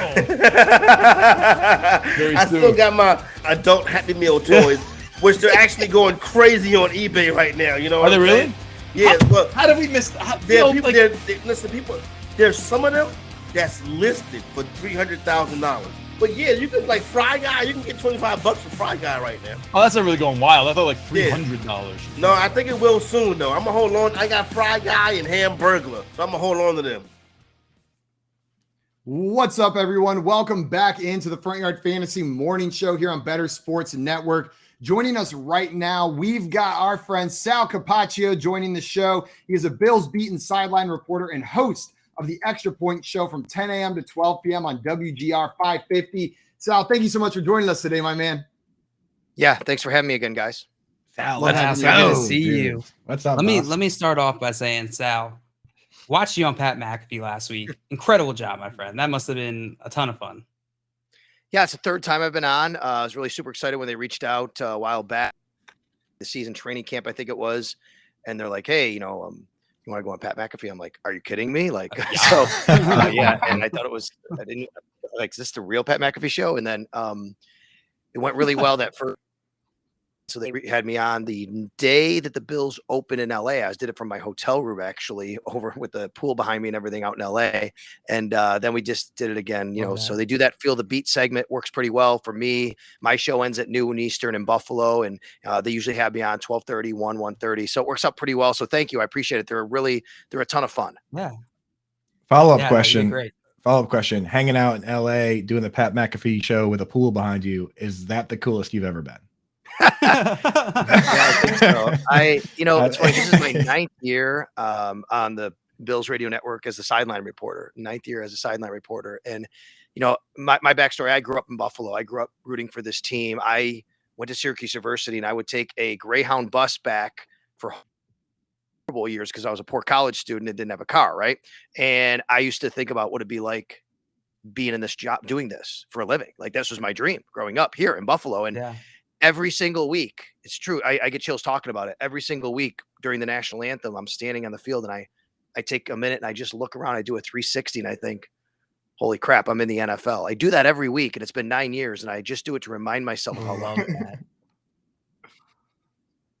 I love that, Sal. I love that so much. That's amazing. You gave me chills. Glad you don't take it for granted. You know what I mean? Because that's the way it should be, right? You should feel like that, right? What we do for a living, right? Maybe someday, if you ever don't feel that way, it's the dream. Beautiful thing. Sick every day. Someday, if that feeling ever goes away, maybe you just let another kid step onto the field and let him do his dream. But something tells me, Sal, you're gonna have that feeling for a long time, right? And talk about lucky. You also get to cover your favorite team, your childhood team, and they're great and they're incredible. They're just so much fun to watch. Like that's so much fun. Yeah, I'll do this till you put in your dues with, I won't. They'll have to force me out. They'll take me away off the sidelines. But you're right. That's the other part of it, which is like, I mean, I lived through it. I grew up when I was a kid and I started to really formulate my sports fandom. The Bills went 2-14 in back-to-back seasons. Number one pick, and Jim Kelly came from the USFL. And I watched them get good. And I went through those Super Bowl years as a teenager. It was amazing. And into my college years. But then I also went through 17 years of not being in the playoffs and being a punchline around the league, right? I mean, like, this is what we experienced here. And now to be where we are, to have Josh Allen, I have an 8-year-old son who's growing up in this environment, and he loves the Bills. We have season tickets. He goes every week with my wife. He goes to games. He's going to Sunday Night Football this week, his first Sunday night game. It's going to be amazing. Like, to experience this, yeah, I mean, this is a good team.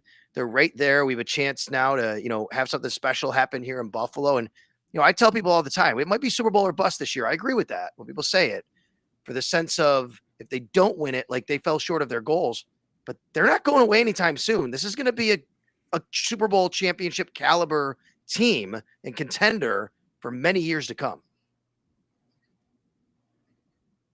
We've talked about them as a Super Bowl contender on here. And I think a lot of it is like, Coop, you were pretty adamant. Like, if you were the Bills, you would have loved to see them trade for Christian McCaffrey right there, like throw whatever it was. But now we're seeing more rumors, like maybe Kareem Hunt over there. Like, it seems like all of these like running back rumors, it's people are saying that's the missing piece. That's the one thing they can improve on. Do you see this Bills team making any significant moves at the running back position before the trade deadline? So I actually don't agree with that. And we have a pretty big debate on our shows all the time about this. It's a great discussion and debate. And I'll tell you why. You give up assets for a big running back, you're going to have to justify that by turning around and handing the ball to the running back. Who wants to do that when you have Josh Allen? There's no reason to do that here in Buffalo. You have Josh Allen. The whole way you win games here is by letting him throw the football to Stephon Diggs and Gabe Davis. And, and Devin Singletary is a perfect fit for what this offense does. Now, are there running backs out there that are better than Devin Singletary? Sure, you could say that, but they don't need to go out and spend assets to do that. They have, I think, the perfect kind of complement to the way they want to run this. Now, if you want to improve the run game by handing off to the running backs, I agree that that's something they can do. You don't want Josh Allen being your leading rusher, of course, but you could also do that internally by maybe mixing in James Cook a little bit more. You have Duke Johnson sitting there on your practice squad. Maybe he can help. And also maybe trade for, to me, if you're going to look to trade, I think offensive line might be an area they might want to look to help out with the depth there. They've had some injuries along the offensive line. Maybe that will help. Yeah. So I don't the mix for running back, because get a guy like Kareem Hunt, for example. How much does he really elevate? You have Devin Singletary, you have James Cook, you have Zach Moss, who's inactive. All he'd be is kind of a replacement for Zach Moss, who was inactive last week anyway. Yeah. Yeah. I mean, I look at it and it's like, not to mention, as a Bills fan, you can be happy because you know that your team is at least involved, right? They said they offered a second or whatever. Like, you kicked the tires, you threw out what you were willing to throw out there. Somebody gave away their entire draft essentially, and that's the way it is. You know what I mean? But at least they're involved. They kicked the tires, and you know what? You didn't get them, so what? But at least you didn't go all out, mortgage the whole future. You know? Yeah. So everybody knows and everybody's clear. Like I reported from a very trustworthy source. The Bills did make a call on Christian McCaffrey. They did not make an offer. There was a report out there they made an offer. They did not. They made a call, but that's Brandon Beane's job, right? He's the GM. If there's a guy out there, he's always going to say, "Hey, what's your price?" If they say, "We'll give you Christian McCaffrey for a 6th rounder," I mean, then you do it, right? But that's not the case. But they did not make an offer. I know there was a report out there, but I will tell you personally that I reported, and I know that this to be accurate, that they did not make an offer on Christian McCaffrey. They made you want your guy making a call on everything. I don't care if it's a quarterback on the market when you have Josh Allen. Like, you want your guy talking to everybody, because the last thing you want is to have your GM end up being one of the anonymous sources that says, "Oh, geez, we would have given more for DeAndre Hopkins." Like, well, why didn't you? You know what I mean? Like, too much of that going on. Like, these guys, if I was a GM, first thing I'd do is I just send everybody a text, be like, "Don't." And let me tell you the other reason why. At least give the other me a reason jingle. why that my phone was make a phone call is that it could lead to something else. If you make a call on Christian McCaffrey, say, "What's your price?"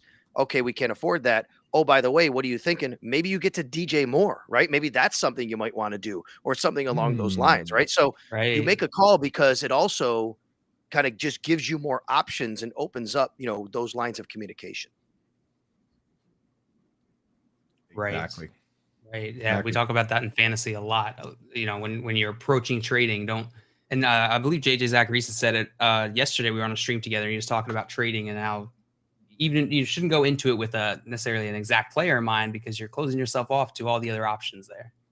Mm-hmm. What, Sal, for you with the Bills, like what's the path to the Super Bowl here? It seems pretty cut and dry I think from an outsider looking in, but for you as someone who's connected to this Bills organization, what are they thinking about as they're going into Week 8 here?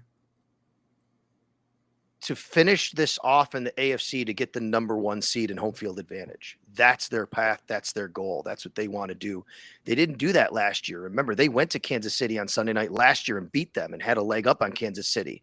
But then they lost to Tennessee on a Monday night the following week when Josh Allen slipped on that 4th down. They went to Jacksonville. It had a really horrible loss against a Jaguars team they were big favorites over. They don't want to slip up. There's 2 reasons. Number one, that's an important bye, right? There's only 1 team that gets that bye week now. You only need to win 2 games to get to the Super Bowl, not 3. So I think that's really important for them. But man, having games at home here in Buffalo in January, like, I think other teams are kind of mentally defeated sometimes as soon as they walk off the plane, as soon as they think about coming to Buffalo and playing in that weather, the challenging conditions. The Bills rolled up. They just destroyed the Patriots in horrible weather last year, that sub-zero temperature. The Bills aren't afraid to play there. Josh Allen's not afraid to play in this cold. They're still going to run their offense. I think they want to have that happen. And the other part of this is, guys, Patrick Mahomes has yet to play a road playoff game in his entire career. Like, you go to Kansas City. I know they've lost in Kansas City. Cincinnati beat them last year. That's just a tough task to go there twice in a row. That's the team they haven't gotten over 2 years in a row. So I think you ask what the path is. The path is to get the number 1 seed, to be home for the playoffs. And I think the Bills feel really good about their chances if they can do that. Yeah, that's such a good point, because it's like people think about the bye week. It's not about the bye week. It's about making people come to the Ralph. Like, that's such a different playing environment than, if you're the same, if you play in a dome or whatever, then it's not as big, but making people come up there, you better be ready, because Bills fans are going to be ready and they're going to be loud. I'll never forget when Sammy Watkins was on the Bills, and I think it was his first year, and he tweeted out a picture of him like right outside his house, and it was like 6 feet of snow next to his Suburban. Coming from just like, Clemson. wow, so that was okay. I get it now. I see what he's saying. That was actually, we call that the Snowvember storm. It actually did. It was one of the craziest things ever. I lived here my whole life. Well, I shouldn't say that. I grew up here. I lived in Florida for 16 years, believe it or not. And I moved back, so I know what it's like without the snow. But that was just a weird situation. We got hit really hard. The South towns, and literally, like, I live in the city of Buffalo, and just 5-6 miles south is you cross over into what we call the South Towns and you get towards Orchard Park where the stadium is. There was a line of demarcation. I had maybe an inch of snow at my house. They had 6 feet there. There was literally a wall where it just snowed. It was like kind of watching Game of Thrones, and you have that big wall, and everything on one side is one deal, everything on the other side is another deal. They had to move a game to Detroit because you couldn't travel in Buffalo in the stadium, and people were like, they had players getting them basically to the transportation to the airport on snowmobiles that game. And Wow. Detroit known for its its great winter weather, right? So they moved to another place where I'm sure it was just beautiful weather coming out of Buffalo to Detroit. Sal, before we let you go, I wanted to get your prediction for the game this weekend. The Bills are playing against the Packers, who seem to be struggling. Are the Packers going to step up because they're going against the top team in the league? I feel like we see that all the time. Like, you play the Bills, you're ready for the Bills. Or are the Bills just going to cruise through and hand Aaron Rodgers another big loss? Well, I think I could definitely give you the cliche answer of it's Aaron Rodgers and he can win any game, right? He's a first ballot Hall of Famer. He's going to be, he can step up and make throws. And I believe that to be true. We see this happen in the league every week where you think some team's going to really win and it doesn't wind up working out that way. But, this Bills team is really good, guys. They're not only great on offense, but they're great on defense. Yeah. And, they have a tremendous defensive line, and obviously Von Miller there. Their linebackers are playing at Pro Bowl levels, and Milano and Edmonds. And their secondary, the biggest question coming into the year was what's going to happen with the young corners. Tre'Davious White's not ready. He still hasn't played, and here they are with Kyer Elam, Christian Benford, Dane Jackson, and they're still playing great. Micah Hyde's out for the year. Here comes DeMar Hamlin. Like, it just fits so well. Jordan Poyer, 4 interceptions. He's missed 2 games. He still has 4 interceptions, right? So I think it's going to be really tough on Green Bay coming here. They don't have a lot of weapons. You could never, ever count out Aaron Rodgers. But, the spread is 11. It's the first time Aaron Rodgers has ever been a double-digit underdog. And I think there's good reason for that. I think the Bills should win this game by, 10 points or so. But we'll see. You never know in this league, and all it takes is a couple of mistakes that you make and a couple of things not to go your way, and a guy like Aaron Rodgers can kill you. Nah, Sal, you're allowed to say it on our show. The Bills are going to crush the Packers. Let's go. They're going to take them out. Guys, Sal, I want to thank you so much for taking the time to come on with us today. Everybody listening, if you're not doing so already, go and follow our friend Sal on Twitter at Sal Sports. He is the man when it comes to getting your Buffalo Bills news. You're going to make sure you're following them. Sal, big thanks again, my man. It was great talking with you. All right, you too, guys. Thanks for having me on. Always appreciate you. Enjoy the rest of your day. What a dude, man. I love talking to that dude. Guys, we also have some exciting news coming up today on BSN. We are giving away a Cincinnati Bengals autographed Chad Ochocinco Johnson jersey. Listen to Moose and Keith today at 11 a.m. Eastern time for your chance to win. All you need to do is download the free Bettor Sports Network app, register for free, and then be listening live today at 11 a.m. Eastern, 8 Pacific. This is courtesy of getinthegame.com and Bettor Sports Network. No purchase necessary. You got to be 18 or over, and if you've won in the last 90 days, you are not eligible. But a Chad Johnson jersey, that's pretty sick. That would be a sick jersey. That'd be one where I wouldn't be able to put it in a frame. I'd want to wear it. Know what I mean? Like I'd want to wear the hell out of that jersey. Is it autographed? If it's autographed, it's going right on autographed. It's autographed. That's going up. That's going up, baby. That goes in the box. We get some do we get some questions in the chat? Got some questions here in the chat if I can find them. Adam asked if will the Bills try to get Kareem Hunt, which we touched on a little bit with Sal there. Sal says he doesn't want him, dude. Sal says no, unlikely. But I bet if knock on wood, someone were to get nicked up, if Devin Singletary were to get nicked up, 4th round pick for Kareem Hunt, done deal, right? Yeah. And then George Cook in here saying, man, do I start Evans tonight or Higgins Monday? Evans tonight or T. Higgins on Monday? You got 2 good options, man. Like, what a great problem to have. I'm probably starting Mike Evans tonight. He's playing. He's great. They're in a similar tier. I know this Baltimore secondary stepped up a little bit recently, but Evans is probably going to get double-digit targets again tonight, and I'll throw him in. Get the points on Thursday. Less that can go wrong before Monday, and they're similarly tiered players. What do you think? Disagree, JL? No, I don't disagree. I agree with you guys.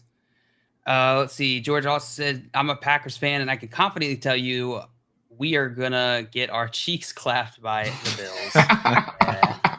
Excellent, dude. Excellent. Hey, Excellent, JL, do you know if Marcus Peters is playing tonight?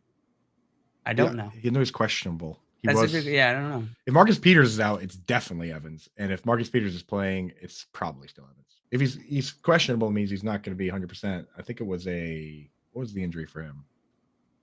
I know he's got a quad injury. So yeah, get Evans in there. Yeah. Yeah, I'm not. Yeah, it says he was a non-participant in Monday's practice, but he's practiced in full the past 2 days. So it's looking like he'll probably play. Marcus Peters will be good to go, but I'm still starting Mike Evans right there. Still going to be Evans for me. George in here is cracking me up, just ready to go. He's like, Adam said, as a Bills fan, I salute your bravery.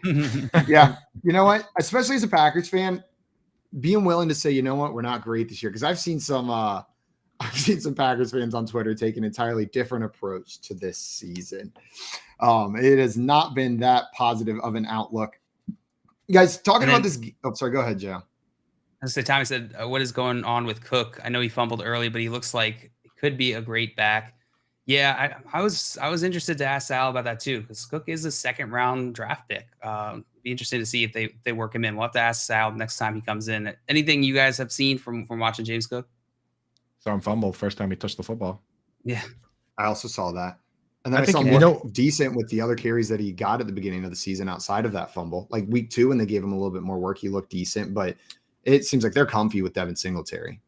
In this league, the overall job consists of multiple smaller jobs. There's short yardage work, there's pass blocking, there's pass catching.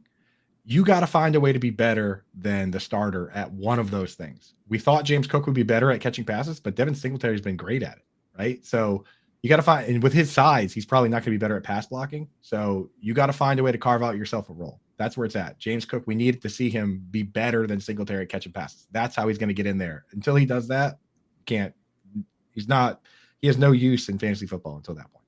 Yeah, the Bills, I don't think they're not going to feel the pressure to work him in like fantasy managers feel, right? Like it's not as big of a deal. So unless they need to, they're going to work and give him some time to develop, to learn the playbook, to learn those schemes, like Coop was saying, to learn how to block, do all those things. So I'm not too worried. They might work his or increase his usage as the season goes on. I see Dustin and Better Boss in the chat mentioning that you might see a strategy shift coming out of their bye week, and I think that could be true. Dustin said something a little bit earlier when Sal was on as well, that they're going to have to get a good rotation going because health is another key part of this Super Bowl run, right? Like your team has got to stay healthy. That's an element to it. So this is a great team. They're expected to be favored in a vast majority of their games. They might start getting some more run out of these backup running backs, getting them involved a little bit more to keep their main guy Singletary healthy for the playoff run. I swear they did that last year. Down the stretch, instead of running with Josh Allen the goal line, they started being like, let's see if we can just pound it in with Devin Singletary so our QB doesn't get hurt. And then, Singletary had like 6 touchdowns over the last 4 games. And going in the playoffs, they were kind of like, hey, Singletary's kind of just getting it done. So let's just keep doing it. But I felt like part of that was exactly what you were talking about. Like, let's protect our important guys, right? So maybe they do, if they are running away with the division, start to mix in the other guys to protect Singletary, right? It's a possibility. It's an interesting theory. Absolutely. Yeah. George in here was also asking, Packers fans saying, will we get DJ Moore though? Coop, do you think DJ Moore ends up as a Packer? Are we going to see him over there? Because all the wide receiver trade rumors come back to the Packers, it seems like. Every once in a while, it works out exactly the way fantasy gamers want. Last year, the fantasy gods came down and they picked up Zach Ertz and they moved him to the Cardinals after Max Williams got hurt, freed up Dallas Goedert, freed up Zach Ertz. It worked out exactly the way we would have drawn it up. If they could do that with DJ Moore, that would be beautiful. But, it doesn't. Unfortunately, we're not the ones that get to decide. That's on the Packers. And historically speaking, the Packers have kind of always liked to bring guys up from within. They're like a farm system team. They don't like to go out and get guys. They like to bring them up themselves. So there was one point.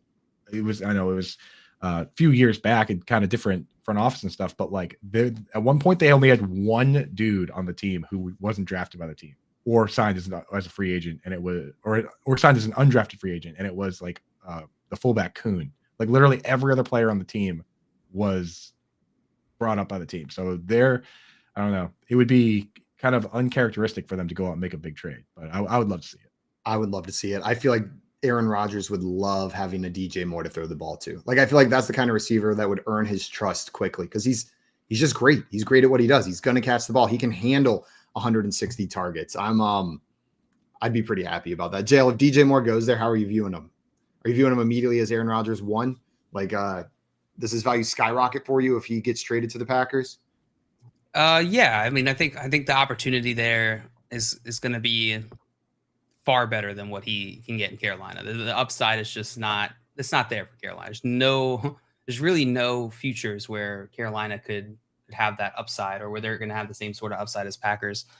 It is, I could certainly see it not going exactly how we think, right? We're talking like ideal case. He goes there and him and Aaron Rodgers hit it off. He's able to learn this playbook semi quickly. And there's a lot of unknowns. So I wouldn't say it's a slam dunk, but it certainly would put him in a situation where there's probably going to be more opportunity. I don't know that leaving Carolina, though, like if that is going to offset the fact that he's comfortable in Carolina, he knows that offense, he's utilized there. You know what, the slam dunk analogy got me thinking, JL. It's more like that would be lobbing it up for the alley-oop. Know what I mean? And it's a beautiful toss. Like, he doesn't have to stretch for it at all. All he's got to do is freaking space jam that ball down. And then it's like, I'll take that shot. Know what I mean? You're right. It's not guaranteed that it's going to go in, but I'm seeing the ball tossed up. I'm seeing the setup, and I'm feeling pretty good that DJ Moore would slam dunk the hell out of that on the way down. Like, I like the setup. I like everything's pointing towards it being great. Brendan had a question in here for us. He said, flex an RB2 spot available in full PPR. So he's got to start 2, and at least one of them has to be a running back.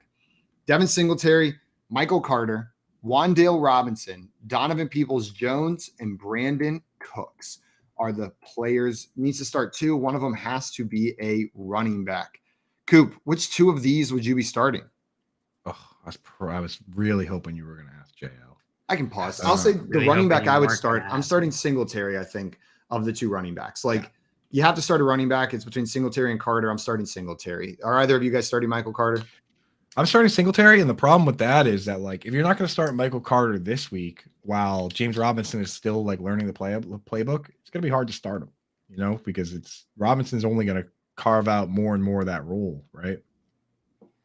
Yeah, this is the week to start him. At this point, it's just depth on your roster, probably. Maybe start Singletary and Carter. Though part of me wants to start, I would do. Yeah, part of me wants to start Donovan Peoples-Jones. Not part of me does not want to do that. Even with Njoku out? Even with Njoku out, going against Cincinnati. Cincinnati's defense has been pretty decent. Yeah. Brandon Cooks is a decent matchup. You're right. Start Michael Carter now while James Robinson gets up to speed. And then we get to get one look at DPJ with no Njoku. And then maybe next week you start DPJ. Yeah. Is DPJ a target for you guys with Deshaun Watson coming back week 11 or 12? I think he should be consistent.